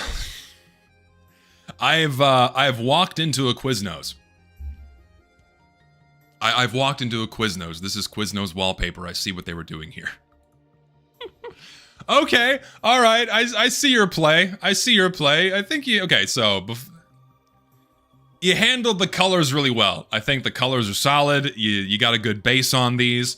It's a little out of place for TF2, you know, the cup of tea and what have you. You took the inside of a coffee shop and put it on a gun. And you got the colors right. I think that's fine. But I just... Meh. Whenever you have, and this, do you have like a photo of like your textures? Here we go. So, that's your problem. Okay, I think if you go to another war paint, like, oh god, what's its name? It's the one we got in 2017. What's its name? Oh, gonna drive me nuts that I can't remember the name of this war paint. And we got it in 2017 in Jungle Inferno as part of the Jungle Jackpot collection. Oh, it has this repeating... like tropic pattern with oranges and browns and grays. I can't remember the name of this for the life of me. Oh god. Help me out here. Aloha. Anodized Aloha. Thank you. Yeah, we have the anodized Aloha skin. Hold on. Let me can I still open this? Yeah, give me a minute. I'm gonna hunt this down real quick because I want to open the texture. So I can show you what I'm talking about, because doing this is important in my opinion. Materials, patterns, workshop. It was Smissmas 2017. I need, what are these? No, these were Valve made. Hold on, these were Valve made. What folder was in this again? It was, oh, I can't remember what folder it was in. These are Valve made, because Valve made the Jungle Jackpot collection. What folder was it in? This one? Nope, not that one. I'm gonna go insane. Bottom powerhouse stickers, weapons, workshop. Yeti. Oh, Yeti, that's it. Here we go. Yeti, and then, is this it? Yes, this is it. Here. So you see what they did here, right, with this texture? Is they took each of the individual elements, but they still kept it in a geometric repeating grid pattern. So it's not just this random slapdash of the elements together at random angles. That makes things too messy and a little bit hard to, it's a little bit harder on the eyes. But if you had oriented all of the elements into like a slightly gridded repeating pattern like this, I think that texture would look so much better on this. Because you already have to deal with the random orientation of each of your textures. So when you make the elements on your texture also random, you're not helping yourself. I think if you have these more organized, it's a lot more pleasing to the eye. It's a bit cleaner looking.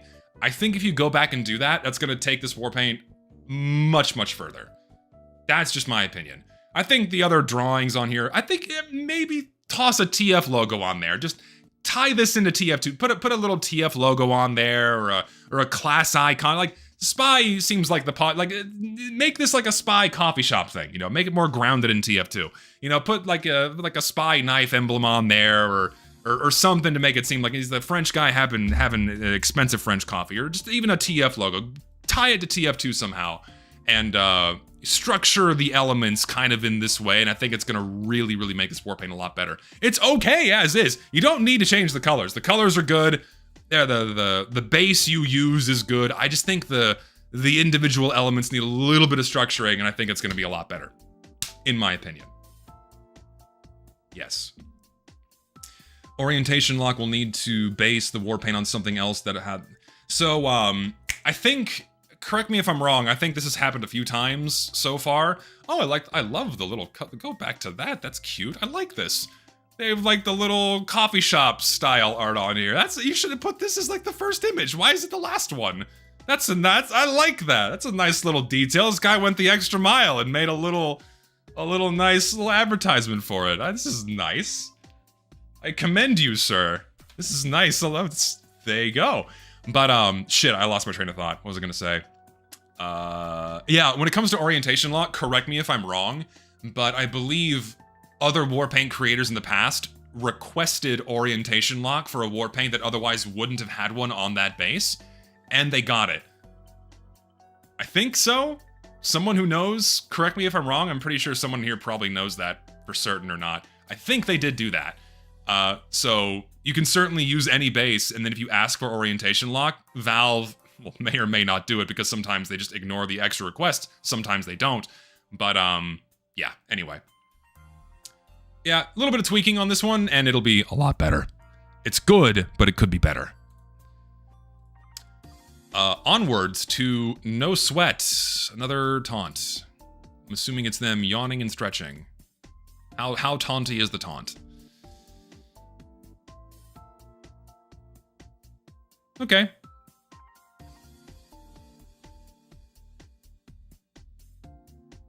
It's a little long, just a little, it's a little long, but it is a taunt. It is a taunt, so I can commend this one. This is nice.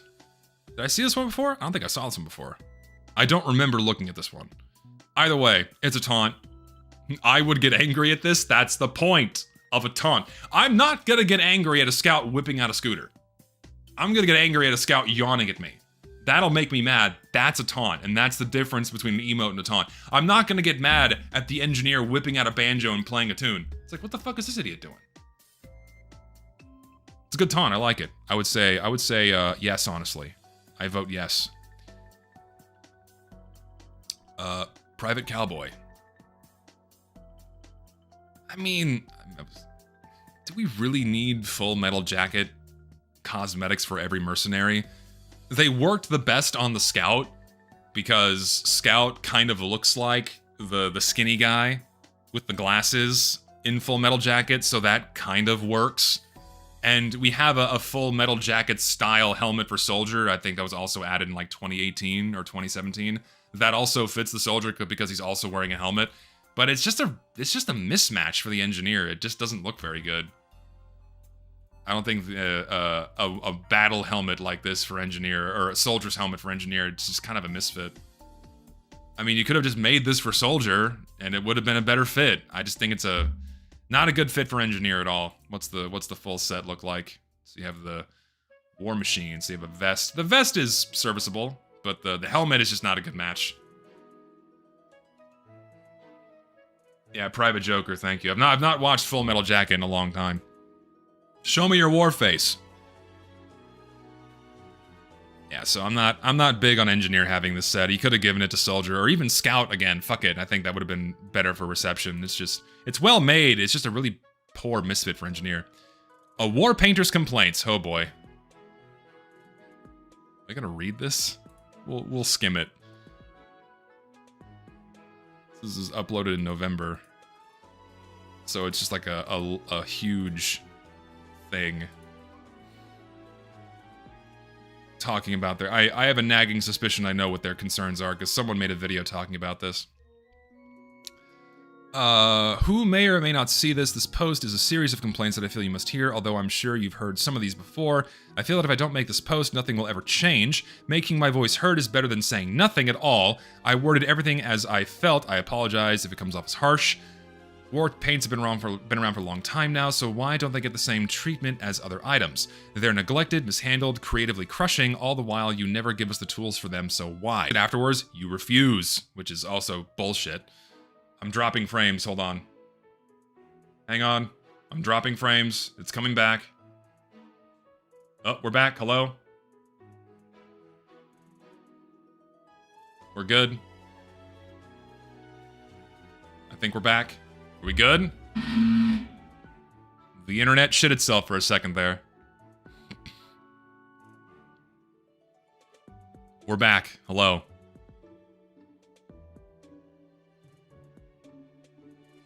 Shalom.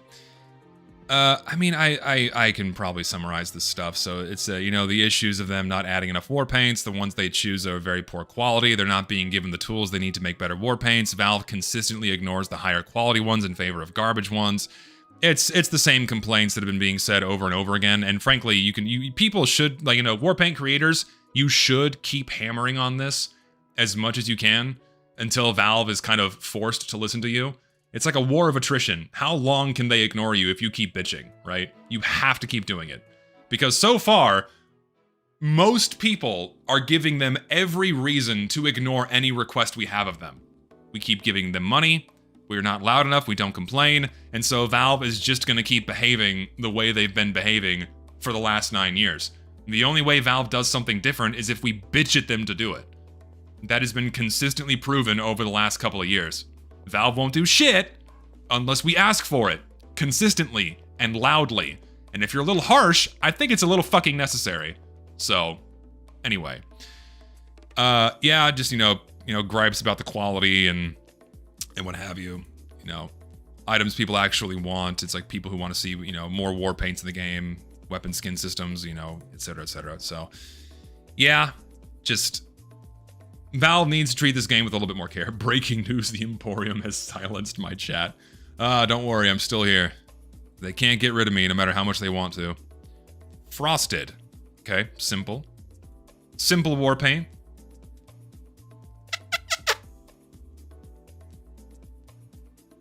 You got a little touch. Okay, I think I've seen this one before. No, I haven't. It's relatively... I've seen a war paint that's done something similar. Okay. So the idea is it wears down to a shinier chrome. You just get away with it. You just get away with it. So typically, hold on, my dogs are going apeshit. I have to. My dog goes bananas whenever the mailman comes. I'm gonna go spray her with a bottle of water. Dog.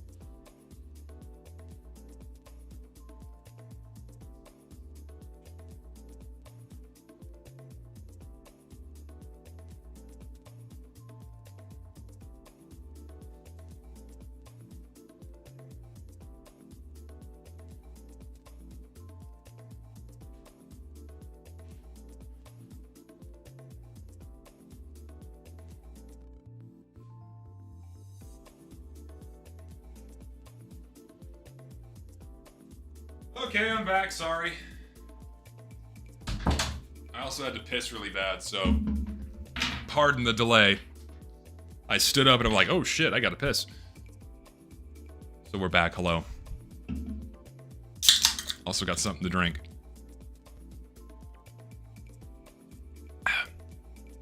Shall we continue? Yes. So when it comes to doing the brighter custom wear underneath slightly darker textures or way darker textures, The contrast can usually, from what I've seen, be way too high to where it just makes it way too noisy and bright. You get close enough where the brightness difference between the overlying textures and the underlying textures is just low enough to where you can kind of get away with it. And it's not like a tacky color or a gaudy color, it's just silver, so not bad. How would I complain loudly to Valve?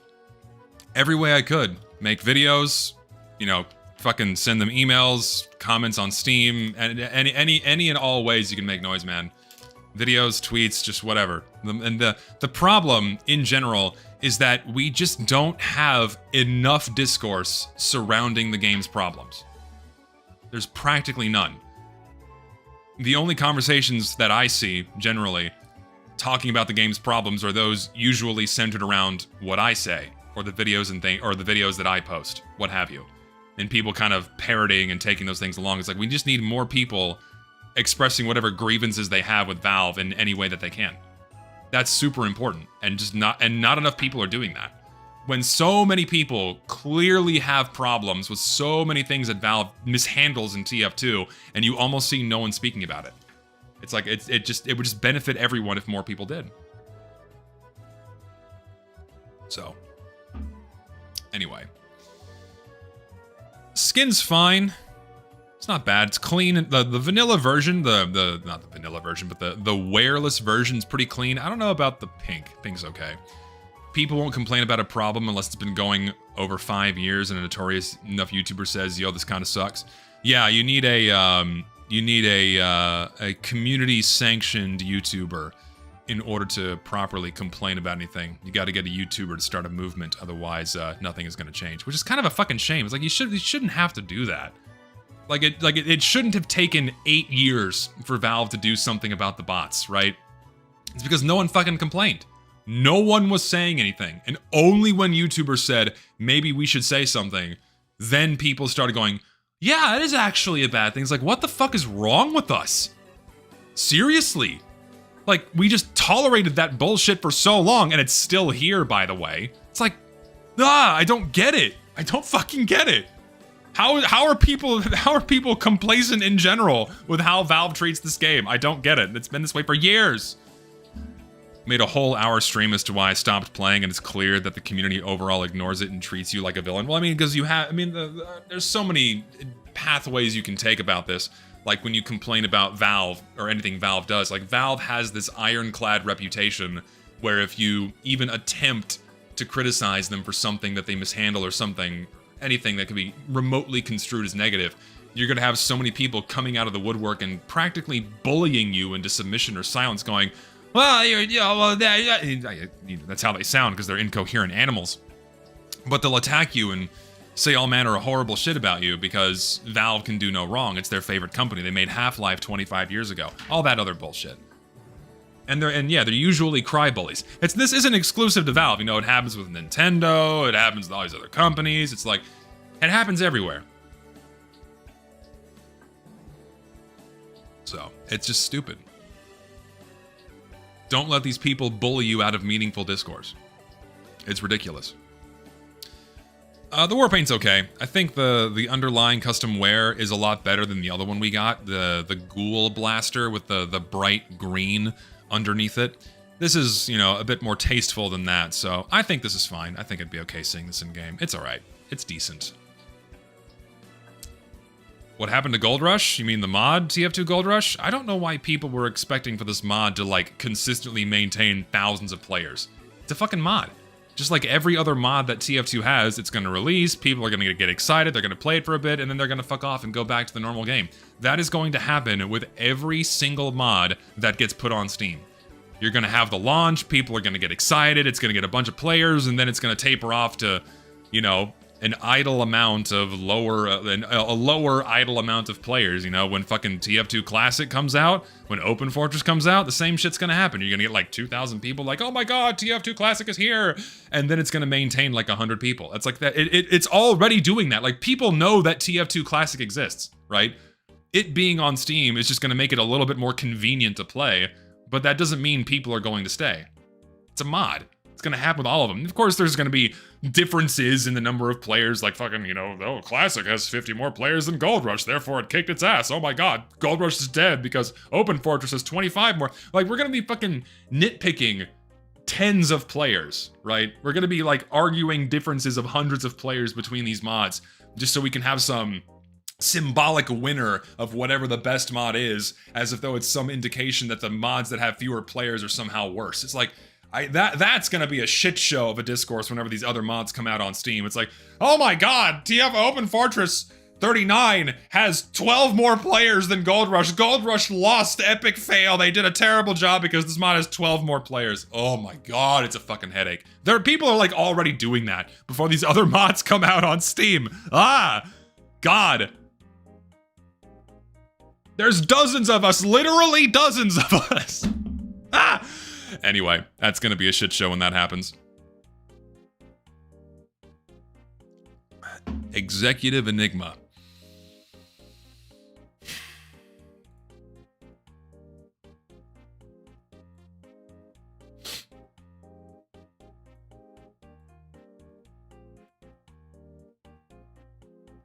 The coat's okay. I like the coat. The coat's good. I think the hair is really bad. It just looks... it's too geometric. I understand that it's like, oh, it's meant to be a reference, but it's just, it doesn't look right. Medic, but he's G-Man. Cool. Great. Doesn't look that good. The hair kind of sucks. The coat's okay, but meh. Excuse me. That was violent, goddamn. But it's, I don't know, the hair doesn't, it looks like the yellow toothpaste hair, right? It looks like the yellow toothpaste hair that we have, I forget the name of it. It kind of looks like that because it just sticks off the head like a slab of clay. But the coat's fine. I think the coat's good. I'm a fan of the coat. Colors are good. Modeling works okay. I don't think you needed the extra like stripes and details here. If this was just a solid color, it'd be fine. But the coat's decent. I think the hair is mediocre. Sleazeball's Strut. This is from 2018. Goddamn. Is it just him walking and dancing? Just gonna move on. Not a taunt. Top Fragger. I've seen this one before. And for a Halloween set, sure. Starry, you here, buddy? Starry, you here? Starry, where are you? Buddy. Starry. We got some skins for you, man. They got some skins for you, bud. Get out here. If you're listening, we found the skins for you. I know what that is. Okay, I commend the effort. I really do. I commend the effort, all right? I truly, truly do.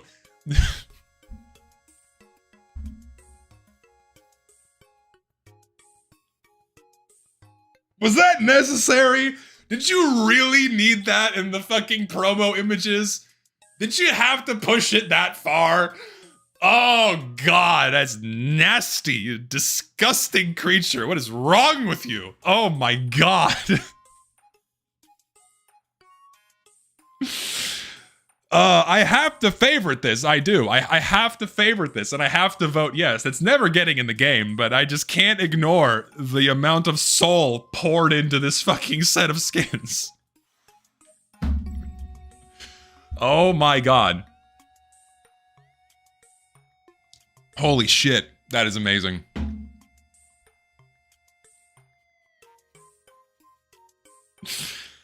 If you were gonna weaponize your audience for something, this is it. I'm not gonna weaponize my audience for these things to get in the game, dude. Oh, okay, yeah, they even do the fucking hello I have not seen a single second of an episode of My Little Pony. I know nothing about the show. All I know is that these fucking horses go hand in hand with TF2 like Toho does. I don't know why. There's no explanation for this. It just does. Ever since I started playing this game, they're fucking everywhere. Bronies are everywhere. They persist somehow, like a fucking fungus on the side of a tree. They are always there, chilling, hanging out in the forest, absorbing some moisture. They're just always there.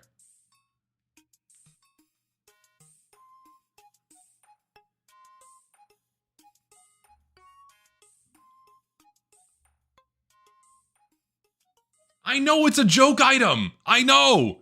Obviously, it's a joke item. That's why I'm riffing on it. Come on.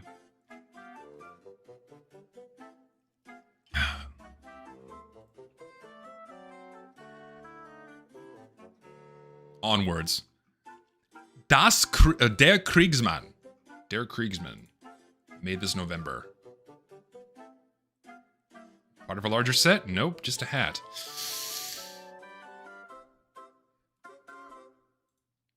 Sure, it's serviceable. It's, you know, it's just an okay hat.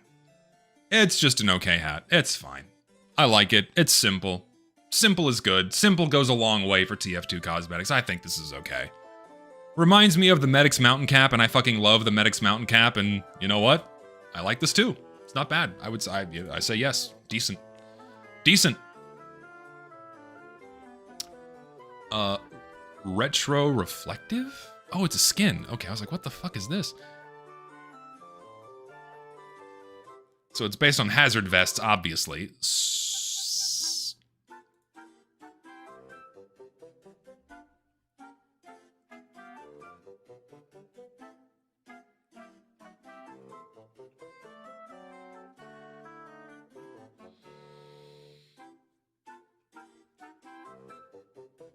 Almost there. It's almost there. It's good, but it could be better. So the thing that is kind of rubbing me the wrong way is the vibrance of the stripes. I think you nailed the colors. I just think you need a little something in there to kind of break it up and kind of make it blend with the galvanized sheet metal and then whatever this texture is meant to be. I think what you could do, something that Fantac does a lot, is he adds a little bit of extra dinge to it to kind of, not to make it look dirty, but make it look used, a little bit faded. I think that would really help us out a lot because it looks like you have a life preserver on a sheet of metal and it's kind of close. And oh, I don't like the red. Ugh.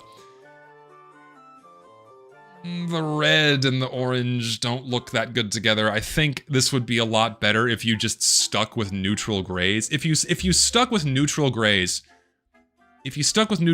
on this, and you kept the same orange and the yellow, you ditch the team color red, that's already a little bit better, because the red just does not look very good with the orange. And I think you need to just wash out the yellow a little bit. Something that's not so bright. I think it's really all you need to do. Because the textures are good. The designs on the textures are good. The patterns are good. The general choice of colors is really good, except for this, you know, kind of pinkish hue metal. So this is just like slightly, if this was just grays and not tinged blue, and it was with this yellow or orange, that would look a lot better in my opinion. Team colored metal is good on its own. Yeah, like if this was not part of this war paint, the team colored metal is good. So you can like keep these colors for something else. But the combination of the team colored metal and then the separate team colored hazard stripes, that's where you have too many things meshing together and they don't agree really well, especially the orange and the red. Blue and yellow, not a bad combo. Red and orange, this washed out almost brownish orange is just not very good. I think you should stick to neutral gray tones for the sheet metal on this concept anyway, and then stick with the orange and yellow and just wash out the orange and yellow just by a smidge. And then you're good. Also, my music ended. Hold on. I gotta find something else. Give me... Oh my god. Cozy Lo-Fi Study Summer Cozy Lo-Fi Vibes for Calm Focus. AI generated music? Oh my god. No way. No, we're not listening to that.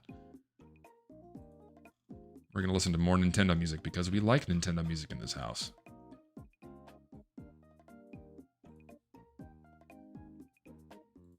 Almost good. Needs a little bit more work. A little bit of tweaking on the colors is all you need, man. It's almost there. Almost there. French coat. It's I'm assuming this is the fucking coat the spy was wearing in the comic.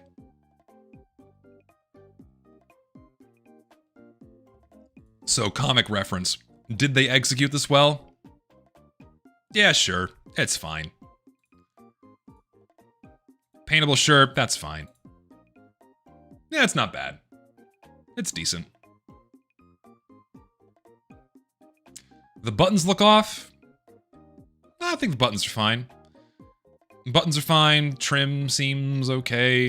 It kind of suffers from the same problem that other spy coats do whenever you extend it below his buttocks. It kind of looks like he has really short, stubby legs kind of falling out from a trumpet flower, which doesn't really look all that great. That's like the only thing I don't like is when you extend spy coats all the way down. But other than that, it's okay. It's totally fine as a spy coat. I got no problems with this. It's decent. It's just okay. I'm tired of spy coats. We need something else. I mean, I think Are we all tired of getting cosmetics in this game? I think we're just burnt out on getting cosmetics in general. We already have so many good things. We really don't need more. We really don't need more. We already have so much good stuff. And we're just throwing more and more on top of the pile. We have thousands of cosmetics in this game. Hundreds, thousands, so many. You know? And the reason why I do these streams is because if we're going to keep getting them, we should at least be, you know, be willing to vet the quality of what we're going to be accepting into this game, you know, despite it being so far down the line. Like, it's okay to be critical of what Valve puts in the game and what people make for it. But at the same time, we don't need more stuff. TF2 doesn't need more toys to play with. We don't need more hats and skins and usual effects and maps. We stopped needing these things in 2018. We stopped needing these things in 2014. There was already enough toys and skins and shit and weapons and what have you. It's like, it's like, and to what end? So you can play with them for 2 minutes to keep you engaged with the game and then you go away? It's like, Blue Panda made a really good video talking about slop in battle passes, where games keep dumping more toys into the game with each season. It's like, if you need these things to keep me engaging with your game, that's either the sign of a bad game, or my add-on to that, it's just like the sign to stop doing it. Like, the only reason why they're doing it is for money. It's like, you're not doing the players a favor, you're not doing the game any favors. It's like, at a certain point, you gotta stop it. I highly recommend watching Blue Panda's new video about Battle Pass slop, because it's his best one yet, really, in terms of quality and writing. It's fucking amazing. Highly recommend it. But yeah, I share the same sentiment of just like, we have too much. It should have stopped years ago, but if we're gonna keep getting it, at least make it good. That's why I do these streams. So the coat's okay. It's serviceable. Vintage Gunsmith. Have I seen this before? It's another Fantac war paint. No, I've not seen this before. Vintage Gunsmith. Is this team colored? It's not. Okay. So, you have an... that's the thing with this embossed metal engraving thing. It's so hard to get right, and I think you fell short. It's such a shame, because the colors and other textures are so good. It's hard to make this look right. I'm trying to think of any other example we have of an engraving or a pressed metal texture that nails it perfectly. It's so close, but it's just not quite there. The problem whenever you do these kinds of beveled edges on any texture in Team Fortress 2 is that it no longer looks painted. Every texture in TF2 is meant to look like a painting, and when you add these really fine three-dimensional seams across anything, it's just gonna look really weird. And it's so fucking close, but it bugs me, man. It bugs me. It's so close to being good on this bevel texture, man. It's like the lines are too fine. I mean, do you even need the pattern on this? You don't even need the fucking pattern on it. If it was just the solid sheet metal, that's clean. Solid sheet metal on this, maybe a few, specks of dinge or tarnish somewhere, that would have been good too. I think the pattern is really not doing this any favors. I'm trying to think, I'm digging in my brain for an example of a war paint I've seen before that handles these beveled edges really, really well. Aiden did a few war paints that got pretty close. Let me see if I can I search for a specific creator? I don't know if I can. No, I can't. I think it was Wild Rose, something like that. Oh, I'm looking at maps, I'm stupid. Items. Wild Rose or something like that. Wicked Rose, that's it. So there was an iteration of one of these war paints of his that got pretty fucking close, man. I wonder if I can find it. Can I find it? Because he did a really solid job on doing it. I'm gonna find it.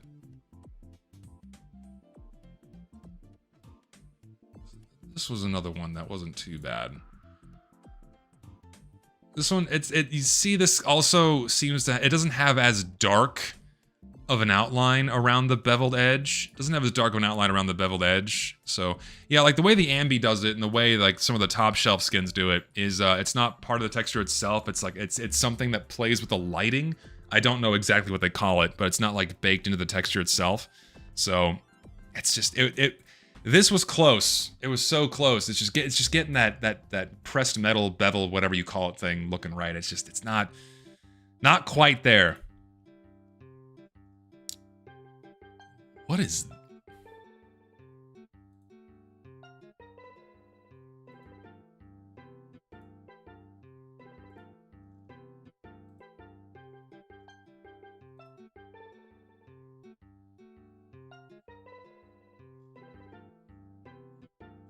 What?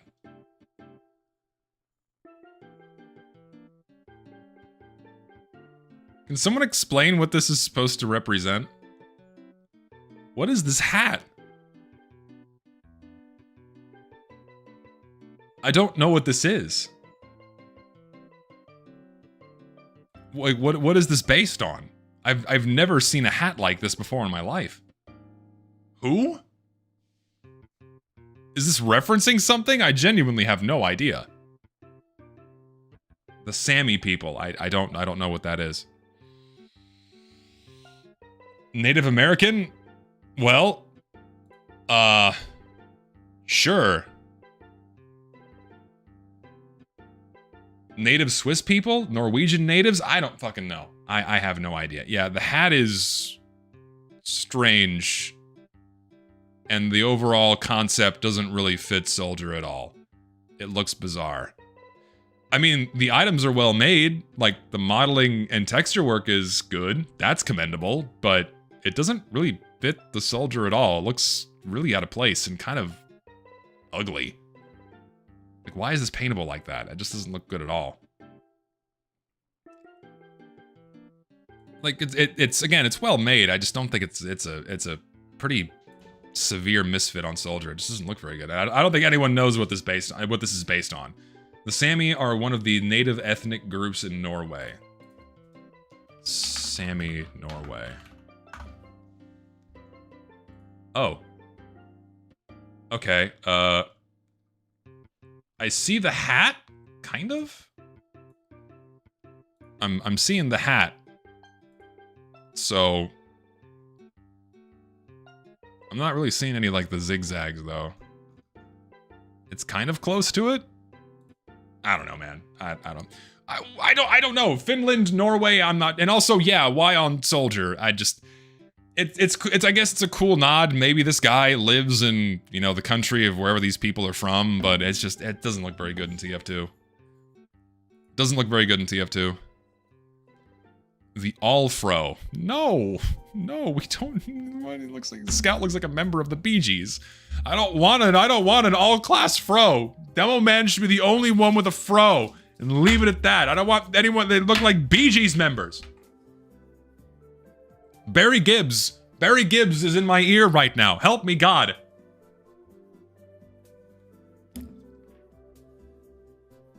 Or Bob Ross, but like just no. We don't need an all-class fro. Demo Man's is good enough. Demo Man's is good enough. We don't need it. I just vote no. I'm gonna move on. I'm moving on to the next one. The Cold Coat. You're doing the same shit. I know I've seen this one before. Yep, I have. Bad. I don't need to tell you why this is bad. It should be fairly evident why this is bad. I don't need to say anything. What team is this? If you're looking at this from behind, he's just brown. Good luck. So no. Snowpiercer. Please tell me there's a style without stripes, because I don't like the stripes. I don't like the stripes. I really don't. I don't like the stripes at all. And the stripes are paintable. I like the helmet. The helmet looks really good. Helmet goggles combo is really nice, but I don't like the stripes. The coat's okay. The coat's fine. It's a little edgy. Not edgy isn't like edgy, but looks like a little sharp on the edges in terms of its geometry. The coat's okay, but I would have loved a style without the stripes. Why'd you add the stripes? They feel very unnecessary. Maybe even just like a single stripe down the middle. It looks oddly retro futuristic, and I don't know if that's what they were going for here. Yeah, the helmet is beautifully passable without the stripes in the middle. I like the symbols on the side. You could have just kept the symbols on the side and just made it like the soldier emblem or something. That would have looked nice, or a unique emblem of some kind. But the stripes are, yeah, it doesn't look that good. You can paint it a bunch of different colors. I just think it would be better without the stripes. That's just me. Just gonna ignore that one. What is this, dude? Oh, man. Okay. Well, Pyro's eyes have good ventilation now. Is this part of a larger set? It is, I suppose. Brigade Command. Okay, so we have the hat, the eyes. We'll look at the hat individually. The hat's okay. The hat's not bad. That's serviceable. You have you know what? This is something we don't see a lot of anymore. We don't see a lot of interesting backpack replacements for Pyro. Have y'all noticed that? There seems to be like a significant lack of interesting backpack replacements for Pyro. There are so many different ways you can make a canister and put it on Pyro's back without turning it into like a lava lamp or something. This is not bad. I like the backpack. It's not bad. Oh, this is like a full-ass weapon set. Okay, here we go. It's not bad. It's not bad. They fall short on the level of detail. It's a little bit too high for what a TF2 weapon model should be. I feel like with some simplification, like removing some of the strip metal and a few of the extra the divots and ridges, I think it's pretty solid. Like the tip is good. Keep the nozzle on the front. Shed a few of the details and the extra rivets, and I think it's pretty close to like what a good TF2 weapon would look like. It's not bad. It's very well made. Like all of these are very clearly well made. Another kind of modified TF2 shotgun, which is what a lot of things kind of play off of. So you see the elements of the slide and the ejector, I guess is what you call it, and the stock. That all seems okay. The stuff they added onto it, it's not horrible. I just don't know. It's better than the flamethrower in terms of the level of detail. Yeah, the ring, the front of the barrel does look a little bit odd. I will say that. It's not terrible. Then you have the melee. Reinforced regulator. Also not too terrible. I think you could do without the extra rivets and the stitching and things like that. I mean, again, it's all very, very well made. I just think the level of detail is not super appropriate for a TF2 weapon. Not like Valve's ever going to add things like this ever again, but it'd be cool if they did. They won't. But yeah, it's cool. What else has this guy made? This guy is like, you've made a few things. This guy's making stuff. It's not bad.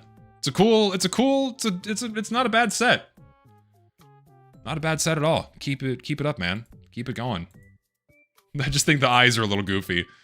Sports flannel? This is ancient. I can just tell by looking at it. 2013. Holy moly.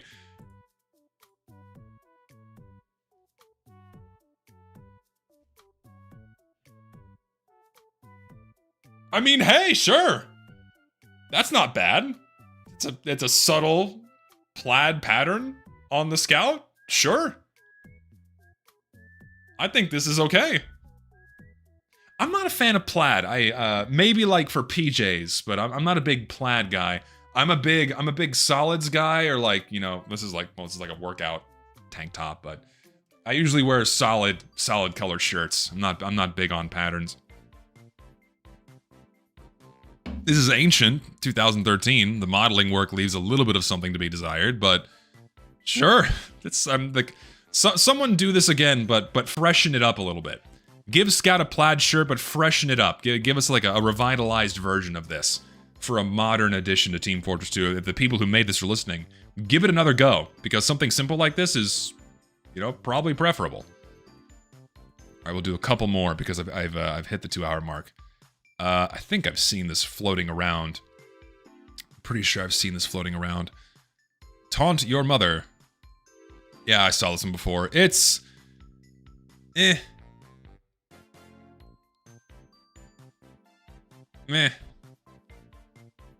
It's... Yeah, I agree it's too niche. It's like, oh, it's only kind of like contextually fitting with Scout. It's not horrible. That's just meh. It's okay. I could take it or leave it. At least it's kind of a taunt. At least it is a taunt. Ugh, the teeth are terrifying. Oh my god. Ugh. That's a horror movie creature. Holy cannoli, that is terrifying.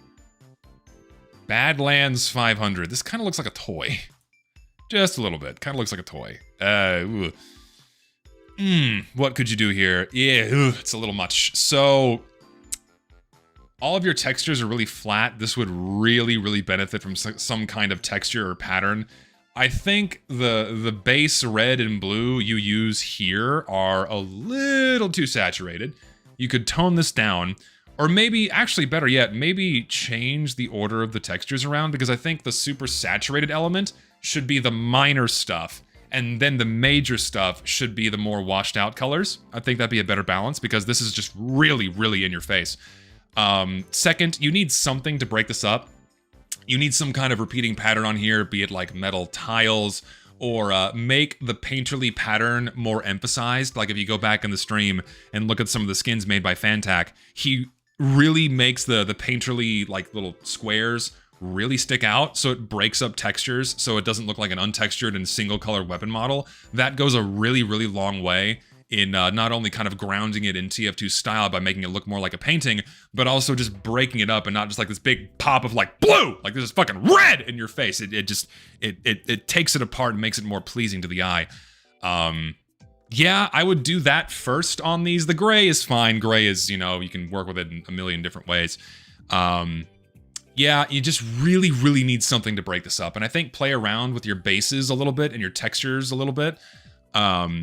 Or not the textures, but the order of your textures to make the saturated element the accent note, and then the more washed out metal colors, have that be your primary, and then your secondary can still be your dark gray. And then add something in there to break it up a little bit, and I think you'll have something a lot more competent. It's on its way. It's on its way. You just need a little bit more work put into it, and you'll have something that's like really good. It's getting there. It's getting there. Groundkeepers to Groot. Have I seen this one before? I've said this for like everything people have sent me. Have I seen this one before? Probably. Please don't forget to look at my post too. Your post? Where? Where's your post? I don't know. Let's see. We have a not so bad hat. The hat is plenty serviceable. The facial hairs also does not look like clay. Not so egregiously anyways. The facial hair is decent. Hat and facial hair are fine. What about the vest? Trailblazer. I feel like I've seen this on stream before. It's a pretty old set. Yeah, also are the colors off? It looks like the colors are off. That's kind of throwing me through a loop a little bit, but look at the pants next to it. Maybe a little bit? It's hard to tell.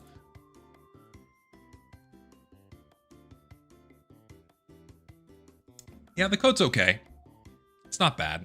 I like the hat and the facial hair the most. I feel like whenever you want to do like a custom coat for Demo Man, you have to model over his existing bomb vest. So it just looks like it's made of cardboard.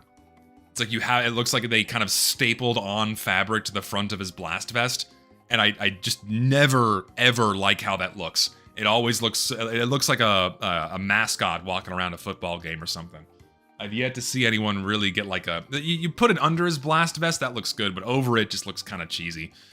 But the hat and the mustache are totally fine, but the coat, I just never think that looks good. Again, it looks like cardboard. Okay, that's a little over 2 hours. I'm gonna end it there because we have to move on to the Smissmas bingo. So those of you on YouTube, thank you for watching, and I'm gonna cut it there. So goodbye. And now we gotta move on to making the bingo card. Okay, so give me like 2 seconds. Give me 2 seconds. I'm gonna quickly go grab something, and then I'll be right back. I'm gonna go this way because I can.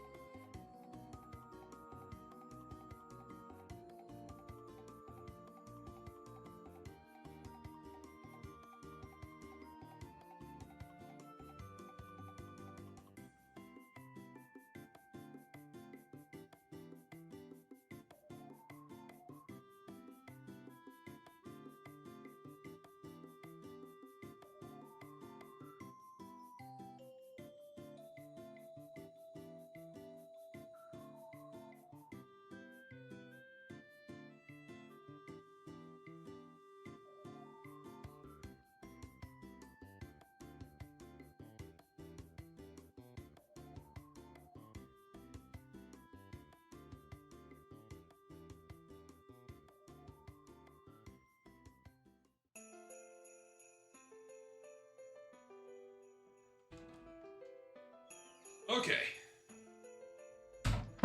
Echo, it's not dinner time yet. It's not time, fat ass. No. You eat so much already. It's not time to eat. Wait. Oh, okay.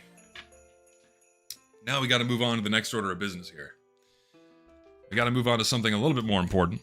We got a bingo card to make, because Smissmas is probably gonna come this week. Maybe. Considering how early they picked maps, I would not be surprised if it did. Also, I got some Laffy Taffy because I wanted some slop.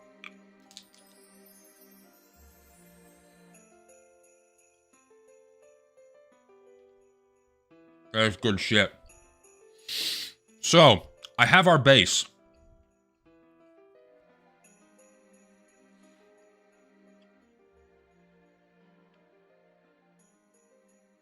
I have our base. And we're ready. You're the one who made the Frostivore paint? I like it, it was good. You struck a good balance on the wear texture underneath.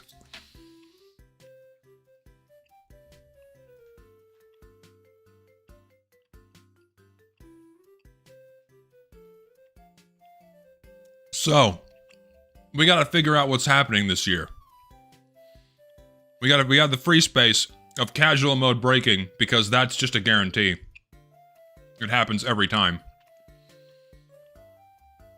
Start with a hard one? No maps? Dude. Should we put no new maps on this? We can't because I know they picked them.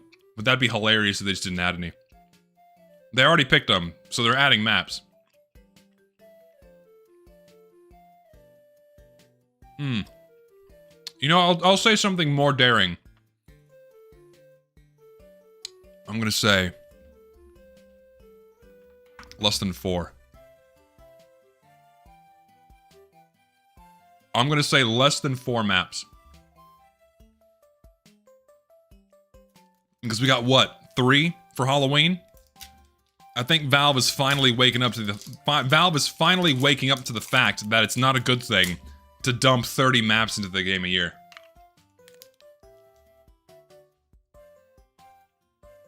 I'm thinking less than 4.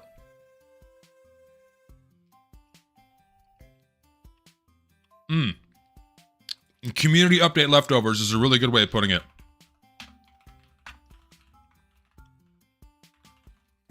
So, random shit left over from Tropic Crisis. Or the offshore update, because that happened in Scream Fortress. Oh my god, I can barely read that. Let me drop the stroke on that.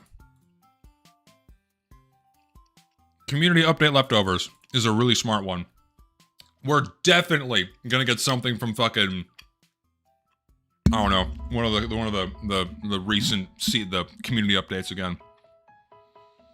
10 FPS map, that's a good one. Okay, let's do bad frames. Because 10 FPS is too specific. We'll do bad frames. I feel like that's just inevitable at this stage. Bad frames.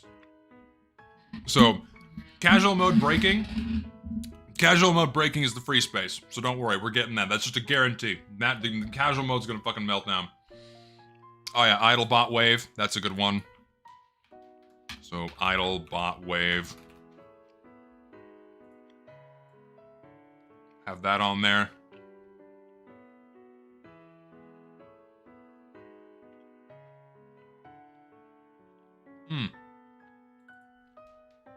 Hidden rage bait is good. Hidden rage bait. That's also probably a guarantee. You're gonna have that again. Though, ever since they asked that guy to remove the pride flags on the engineer cosmetic, they've been a lot more hesitant to put those things into the game because if they do that too many times and push their luck, Valve's just not gonna add their shit anymore.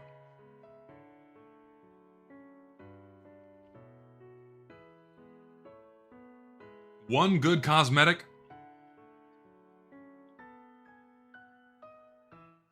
A VScript map? I wish I knew more about the maps they were adding. I don't want too many of these to be about. I don't want too many of these to be about maps. We'll do like tacky elite grade. I feel like that's a common staple we gotta incorporate here. We're definitely gonna get it something tacky, probably elite grade. I did not mean to click that one. I meant to click you. Tacky elite grade, yep. Probably at some point. Missing texture. Okay, so broken maps is also just a guarantee. We'll do broken map. Broken maps, guaranteed. One of them's gonna have something wrong with it. We'll see what happens. So broken map, guarantee. At least 6 unusual. How many unusual effects do you think we're gonna get? We didn't. Because Scream Fortress did not have that many. How many unusual effects do you think we're gonna get? We got 1, 2, 3, 4, 5, 6, 7. 7 unusual effects for hats, and then 1, 2, 3, 4, 5, 6, 7 for taunts. If I'm reading the wiki correctly. I'm gonna say less than 6. I'm gonna say, anyone who says 6, 7 in my chat, I'm banning you immediately. I'm banning every single one of you. Permanently. It's not gonna be a temporary ban. I'm banning every single one of you. Okay, I like, we'll do, under 6 effects. Hat. Less than 6 hat effects. They might even do just 4. But I'm not gonna say 4, that's too low. We'll do less than 6 hat effects. Should I put Beanie on here? Okay, bad anatomy is good. We need, because someone said sausage hands, we'll do bad anatomy. Bad anatomy, absolutely. Drop that down a couple things there. There we go. Bad anatomy. Let's see. 4 hat effects, but double unbox rate. No, they're not going to do that again. Another map thing, but unfair team advantage on map design. It's a little too specific. Let's do, like, Santa. We'll get something Santa Claus related. We'll toss Santa in there. And we'll do no war paints. Actually, no. We'll do a positive one. We get skins. I say we're gonna get war paints in this one. So I say we get skins. I'm putting that one on there.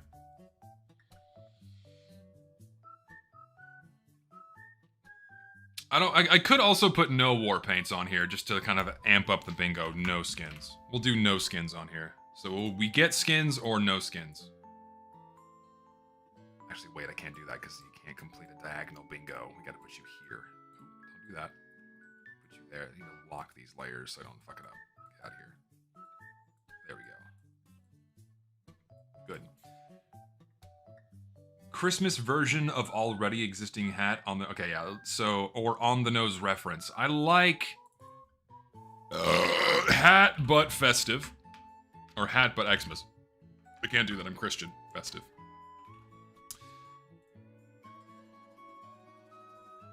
We'll do hat but festive. I think that's a good one. Do I toss beanie on here? I feel like I should do that, though it seems like Valve tends to avoid them more often. No, I don't think they're not gonna add a boss. Maybe another versus Saxton Hale map.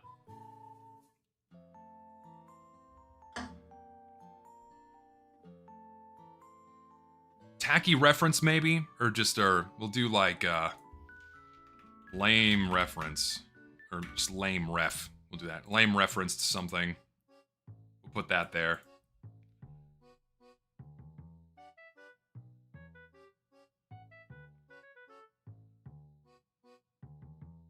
Map reskin? Do you think map reskin? We'll do map reskin. I like that one too. Map reskin. Probably inevitable we'll get one. We'll do map reskin. Take that down a couple. Random fix nobody wanted. I mean, you can't really complain about those. I mean, and like, I feel like Valve's gonna keep wrapping in community fixes. Let's throw some, like, let's get out of the box a little bit. Let's get out of the box. Let's get creative. Let's get hopeful here. What is something that you want outside of, like, matchmaking fixes? What do you want in this update? If you could have anything, what do you want? Balance changes. Yes, I'll put that on there. Fuck it. We'll go hard.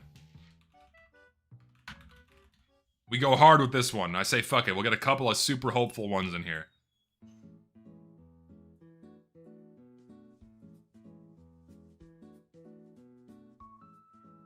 Strange Dragon's Fury. I could do that one too. Well, maybe we don't want too many of these because we do want to get a bingo. Half-Life 3 maps removed. New festives now. They have the festivizer in there, so I don't think that one's very likely. A Strange Dragon's Fury would be fucking insane if they actually did that. I could put that. I'll put that there for myself. Strange DF. I'm doing it. I'm doing it for me. I'm sorry, I'm being selfish. Valve, please add new Stranges. You should have done this a decade ago. It's so long overdue.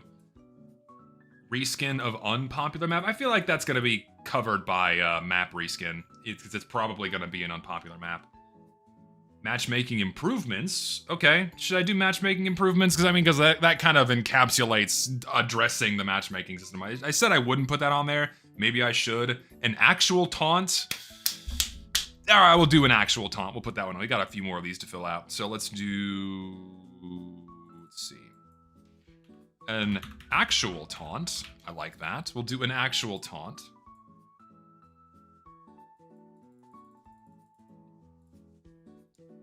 Gingerbread cookies and sweets. All right, I'll do. I can expand the Santa category just to be like more generic, like tacky Christmas stuff. Map with a different announcer is added. I don't think they'll do that. I think people quickly learned that people don't like those at all. An elf hat. I think Valve is very much wised up to no more elf hats. Non-seasonal maps, like how Pier was added into Christmas. That's just kind of the standard now, is that some of the maps they add for Christmas end up in the vanilla rotation. More good hats than bad. It's almost too subjective, though.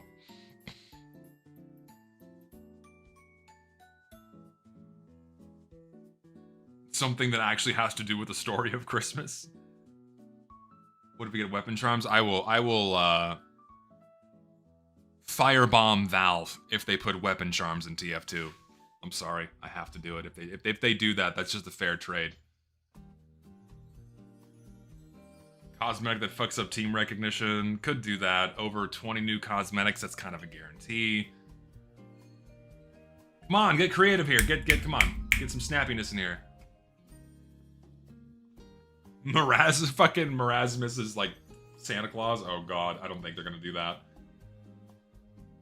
Blue grade having the best hats. Okay. Mercs being the best. Furry bait, that's usually reserved for Halloween. Blue grade having the best hats. That's kind of consistent, isn't it? I could put that there. Whatville Reborn.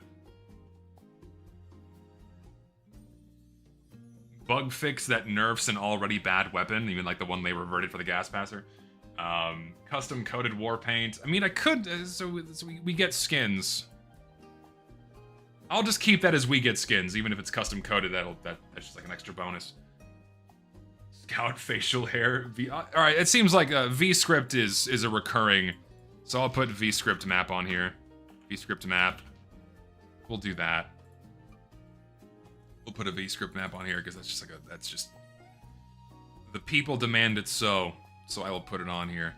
I'm still liking the idea of the mercenary grade hats being really good. That's a positive one. One good map. New contracts. I can't see them doing Christmas contracts, man. MVM update releases. There's not a chance in hell the MVM update's coming out this year. It is guaranteed to be coming out next year. Not a chance. Not a chance. Dare I say, it's probably gonna be the summer update next year. I think Valve is going to move that slow. I think the MVM update is gonna be next year's summer update. I was thinking about that a lot last night, and I'm thinking there's not a chance that it's gonna be out before February. And then you have this gap, it's like, why not just push it to the summer update? And that's, you know, then they don't have to be expected to have the other 4 updates.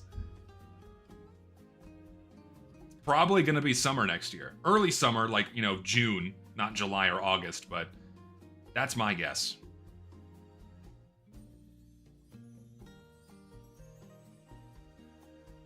Map with the confusing layout, snowy dust bowl. We have map reskin on here. Missing, broken texture, cosmetic. We have broken map on here. We can do like broken map / hat. Or hat. Just to get that in there too. And that'll encapsulate something with like a missing texture. So I think that's serviceable.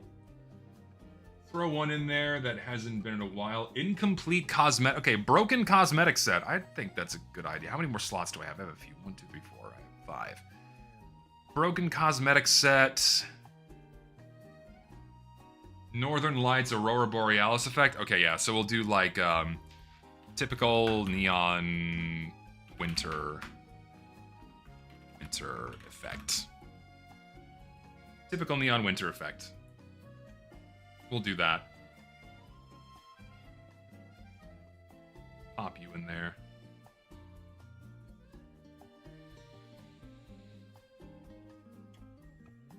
I think Valve is not stupid enough to add elf cosmetics anymore. I really don't think they will. I think they've wisened up to people really fucking hating those. Yeah, I got a Idlebot wave up here because I feel like that's just going to be a no. I think that's going to be the #1 complaint this update, next to the matchmaking system breaking.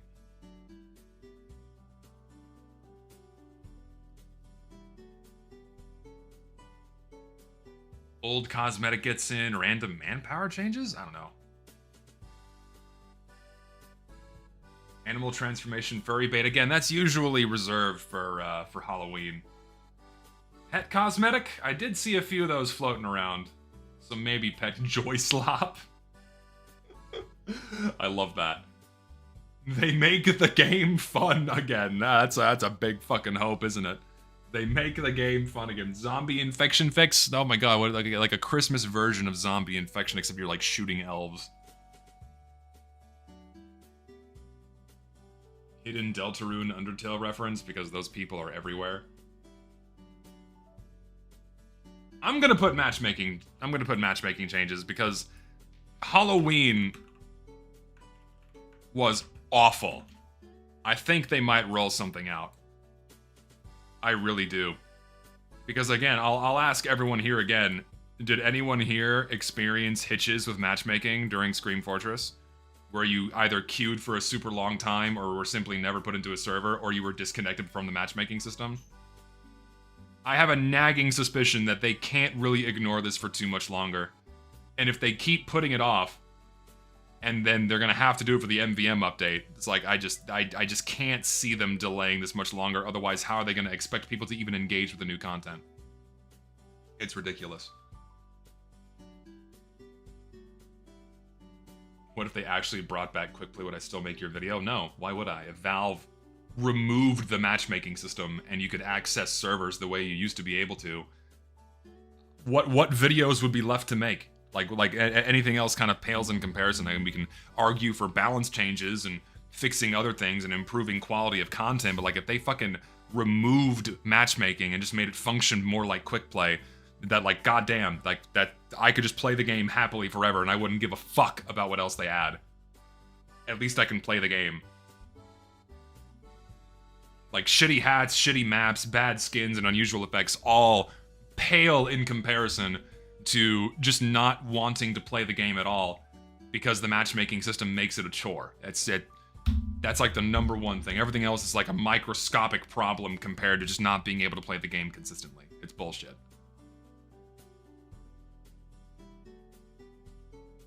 Comic reference, that's not a bad one. I already have Tacky. I have Tacky Elite Grade, so that kind of encapsulates Fortnite, you know? Single creator with 4 things added, like that one guy that got like 4 taunts in the game, or 3. VIP mode. I fucking hate VIP mode. I think Valve learned their lesson that they're not going to add that. Like they learned their lesson with Zombie Infection and Versus Saxton Hale, where custom game modes like that cause way too many problems, and they want to avoid those like the plague. I just can't see them doing another custom game mode. They've learned their lessons. Yeah, like, they'll bother with VScript insofar in that it's not so invasive or annoying to work with. Yeah, we certainly don't need fucking prop hunt, I agree. AI-generated content, maybe Poker Night items, snow. Well, of course there's gonna be something with snow. Oh, huge map. I like that. Like, oversized map. Huge ass map. I like that one, where a map is just way too big, because that seems to be a consistent trend too, is maps just keep getting way too big. Alright, we got 2 more. 2 more slots to fill. What else we got? Whatville rework, more miscs than hats. What about a small map? I don't know. I feel like large maps are worse than small maps. Both are bad. Weapon charms, I mean, I would die if they added them. They're horrible. Should I really put those fucking... I don't even want to tempt fate by having it on the goddamn bingo card. I can't see them doing that, because that requires way too much work on their part, and people are gonna fucking lose their shit. No one wants them. Like, if you go look at any of the Twitter posts where the workshop groups were posting these charms, people are like, fuck off. We don't want this shit. I can't see them doing it. If they do, Valve is fucking retarded, but who knows? They make stupid decisions often with this game.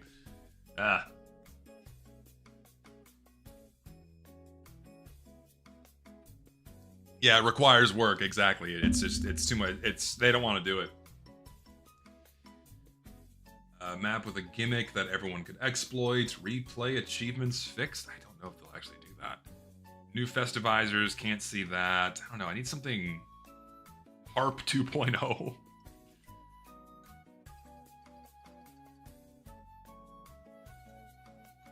Gimmicky map, Doc's crew. New removable body group, and no, they're not going to add MVM maps earlier. I mean, yeah, we're definitely going to get more community fixes off the GitHub. We have broken map on here. OC item set, non-seasonal map. I like. Let's do that. We'll have a non-seasonal map on here. Non-seasonal map, like Pier being added 1 year for winter. Let's have non-seasonal map on here, and hopefully it's gonna be something good. Balloonicorn or rain. I think Valve's also become allergic to adding those because they think they know people don't like them. Maybe. I don't know if I want to put Balloonicorn on this. Over decade-old item, Pumpkin Bomb, but Christmas. I mean, we've received that in previous years. Map fix 1 day later. I mean, we could tempt fate and say that like the matchmaking system breaks and then they just leave it broken over the weekend like they did for Halloween. The 2 map creators that always get maps in the game. Yeah, I mean, it sucks that Valve is always consistently picking from the same people. It's so frustrating. That's one issue, is we have a lack of diversity of creators, and that results in stagnation of quality of content and types of content. It's so... Ugh. That.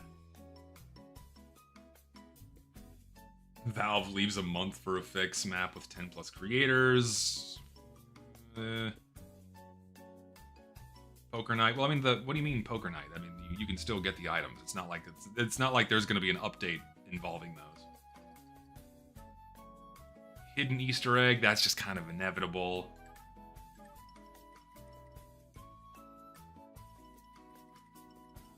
No Christmas update and we all get coal. I mean, sure.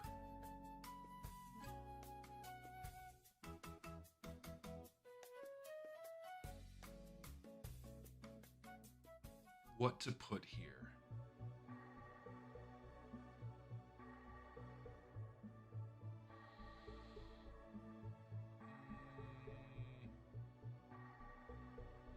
Zero new creators. Again, there's not a chance in hell they're pushing the MVM update. I could be totally wrong. That would be insane if they just push the MVM update right away for Christmas, but I just, it's not gonna happen. I can't see it. Deer theme something? Reindeer theme? We'll put like Santa, I don't know, Santa, we'll do like tacky, bleh. Santa tacky bleh. That includes Santa and reindeers and snowmen and ornaments. Who is this, or awful paint region? Sure, we'll just do that. Why not? Who is this bad paint? We'll just do that. I cannot type. We'll do who or team? We'll do that. Who or team? All right. I think that's okay. I mean, oh god. I put lame reference on there, so that would cover something like an Optimus Prime head being added for Christmas. So hopefully they don't add anything like that, man, because Scream Fortress was so bad, dude. Oh my god. Anyway, there's your bingo card. Primed and ready to go. I'm gonna post this in the Discord, linked in the description below, so you guys can have the high-res version of this, so you can fill it out when we do this on stream and the update arrives, which may be this week. Pretty early if it is, but we'll see. Tomorrow or Friday, maybe, who knows. Yeah, Kmart fucking Optimus Prime because they can't add something that looks too similar to Optimus Prime because of copyright bullshit.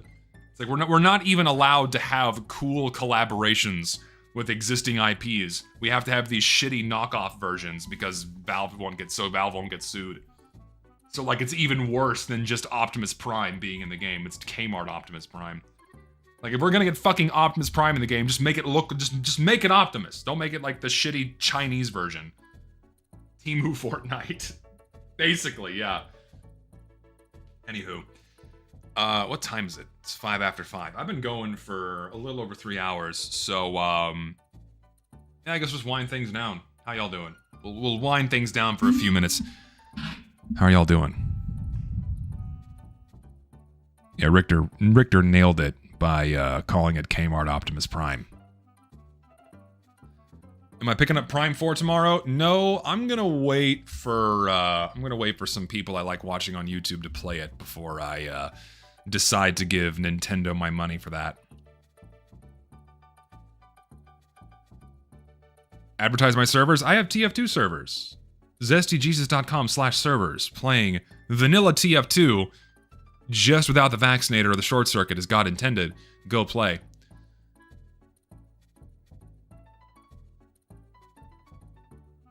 Yes, I have TF2 servers.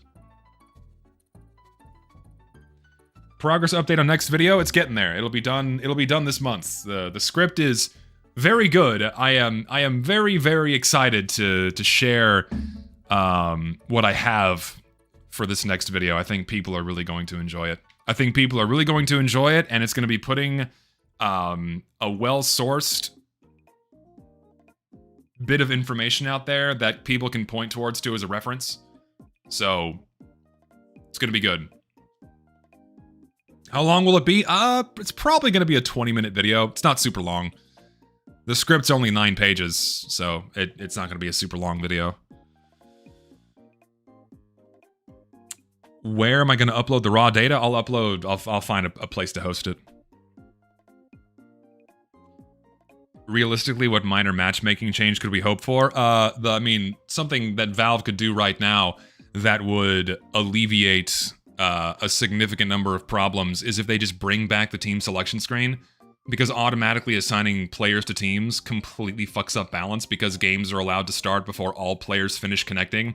So whichever team has their players load in faster is automatically going to have the advantage, and that fucks with Steam, and that fucks the game up and makes steamrolls happen all the time. So like if they just did that, that would significantly address the steamroll problem and make the game a little bit more tolerable. So that would be nice. Or 45-minute map timers. That would be good too. So like the games don't end in 5 fucking minutes. Dear God. Any element of quick play and the old server settings would be fantastic to have in the game. And any one of them would be an improvement. Preferably all of them.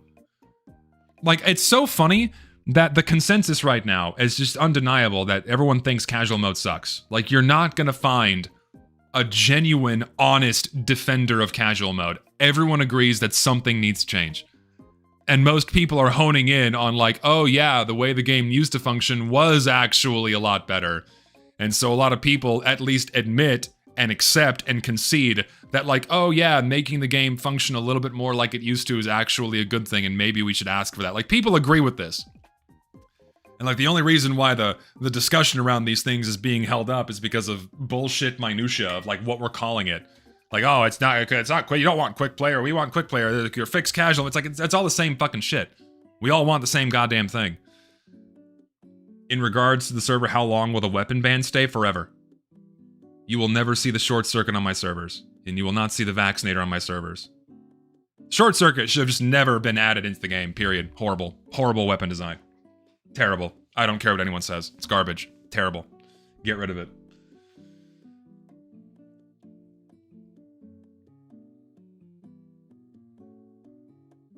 Slowly adding back quick play one feature at a time actually sounds good. I mean, yeah, it's like I said on a couple streams ago, it's like slipping the pill in the piece of cheese. You know, people are just gonna notice like, oh, well, like if you do it a little bit at a time, it's like no one's gonna really know, or the people that don't care aren't going to notice, you know.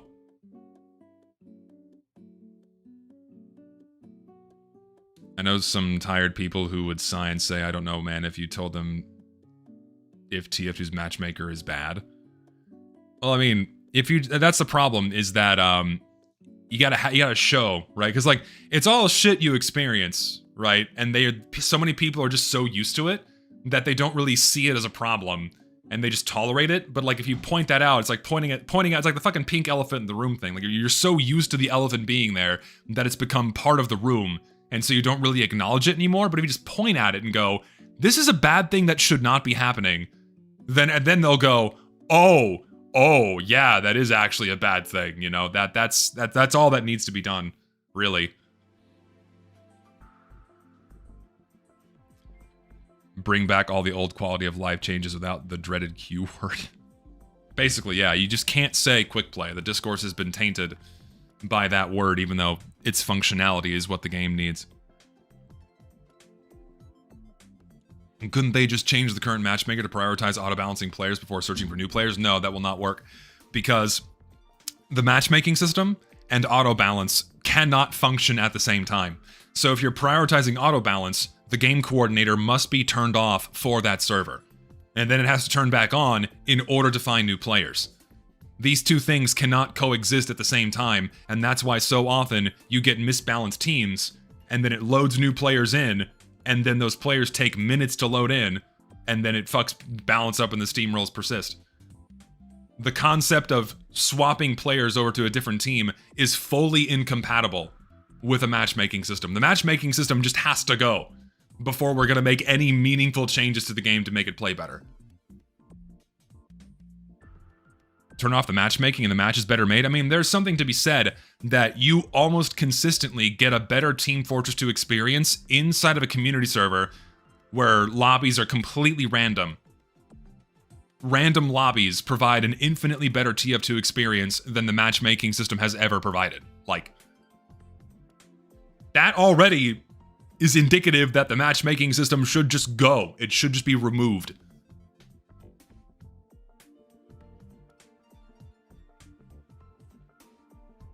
Because because your video made me realize why I only queue for payload.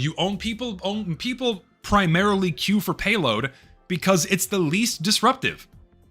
That's where you get the longest periods of playtime without the server shutting down and everyone leaving. And if you're placed into the middle of an ongoing game, payload will still offer you the highest amount of playtime. If you go play any other game mode that isn't Dust Bowl, you're playing for 5 minutes at a time. Players don't want to fuck with that. So the majority of game traffic goes through 2 Fort or payload. And of course, people will just write that off as like, well, people just like payload the best because it's the most fun. People love all the other game modes too, and they deliberately avoid them because you can't play them. Consistently anyways, you get 5-minute games all the time, or less. It sucks.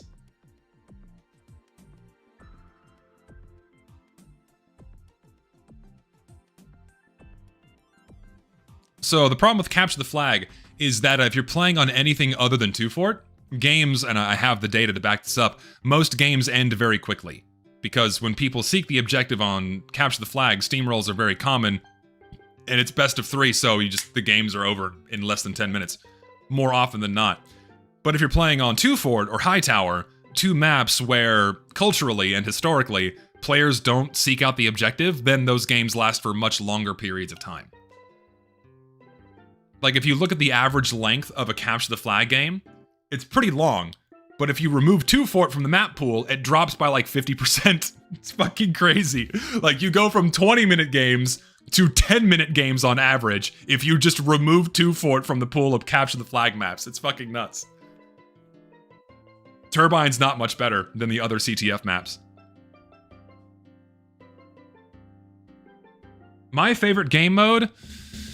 Attack Defend, probably. I like Attack Defend the most. Dust Bowl, Gorge, Gravel Pit.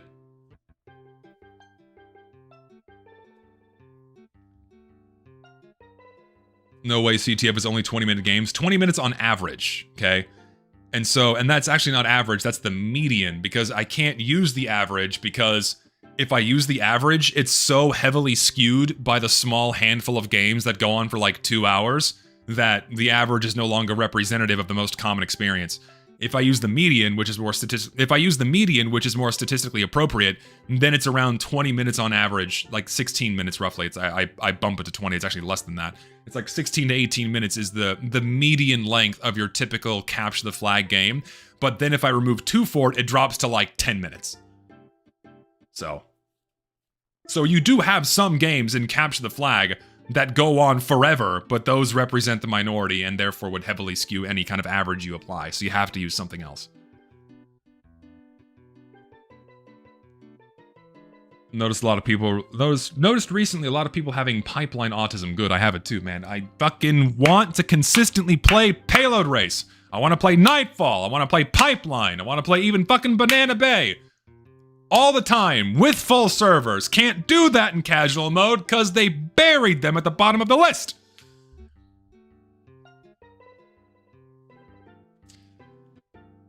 I could stream Amnesia, that's a good idea, actually. I'm gonna stream more games. Speaking of which, before I end the stream, before I go Saturday, I'm gonna be watching that remove matchmaking video. that I said I was going to watch last week. I'm going to watch that on Saturday. It's going to be a long stream because the video is long, so buckle up, get ready. We'll probably start a little bit earlier than usual. So, if you want notifications for that when I go live, join the Discord. It's a good idea. What if they just put payload race maps in the normal payload section? I mean, if they just took the payload race category and took it out of alternative game modes, you would probably immediately see more traffic on them. Just take them out of alternative game modes, because it's not an alternative game mode. It's a game mode that's been in the game since 2009. Blah. The concept of an alternative way to play didn't exist until like 2012. Like, Hydro used to be the game, not an alternative way to play the game. That was the game in 2008.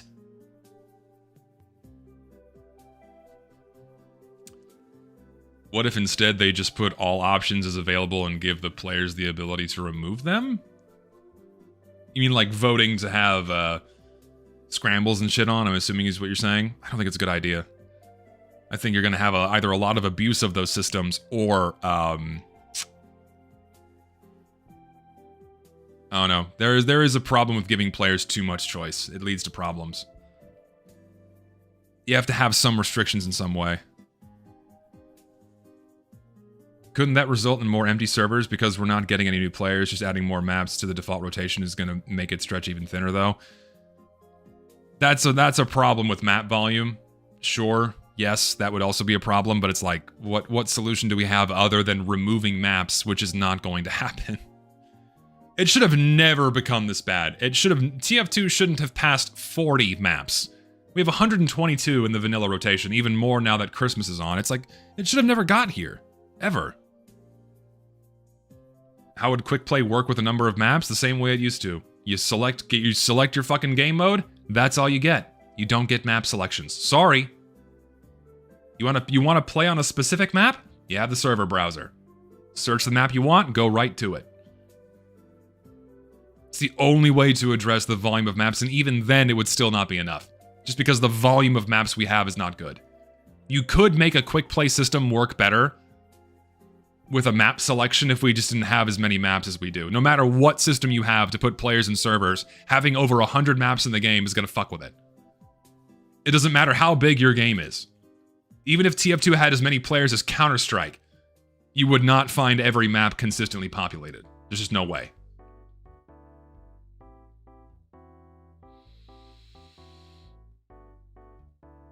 I would cull like 50% of the maps added if I had it my way. I would remove so many of them. We just don't need them. I would remove like 90% of Scream Fortress maps. I'd remove half the shit in the vanilla rotation. I would remove all Christmas maps because they're all terrible. Just gone. Remove them all. Terrible. Should have never been a thing in the first place. Hopped on TF2 after playing Gold Rush to try the Smissmas update, and I got into Dead Smissmas Double Cross and got auto-balanced 3 times in 10 minutes. See, I think you're a bigot. I think there's actually no problems, and if you don't like that experience, then just give up and go play something else. Don't ask for changes. Don't ask questions. Open more boxes.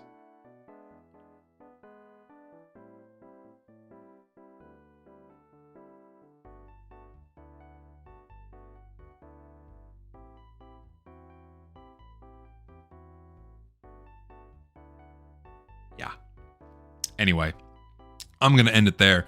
Thank y'all for hanging out. We're going to hang out again on Saturday, so be sure to check back in. And once again, I stream Monday, Wednesday, and Saturday now, 3 times a week. Video coming out this month. Look forward to it. I'm not going to go super ham on the editing. I'm just going to get it to where it's decent and should be good. I'm not going to make it garbage, don't worry. I just can't do like a you will not play level of editing. It's just too much. So, yeah, look forward to that. Thank you all for your lovely donations. You're all very kind people. Thank you all for watching, and I will see you guys on Saturday. Goodbye.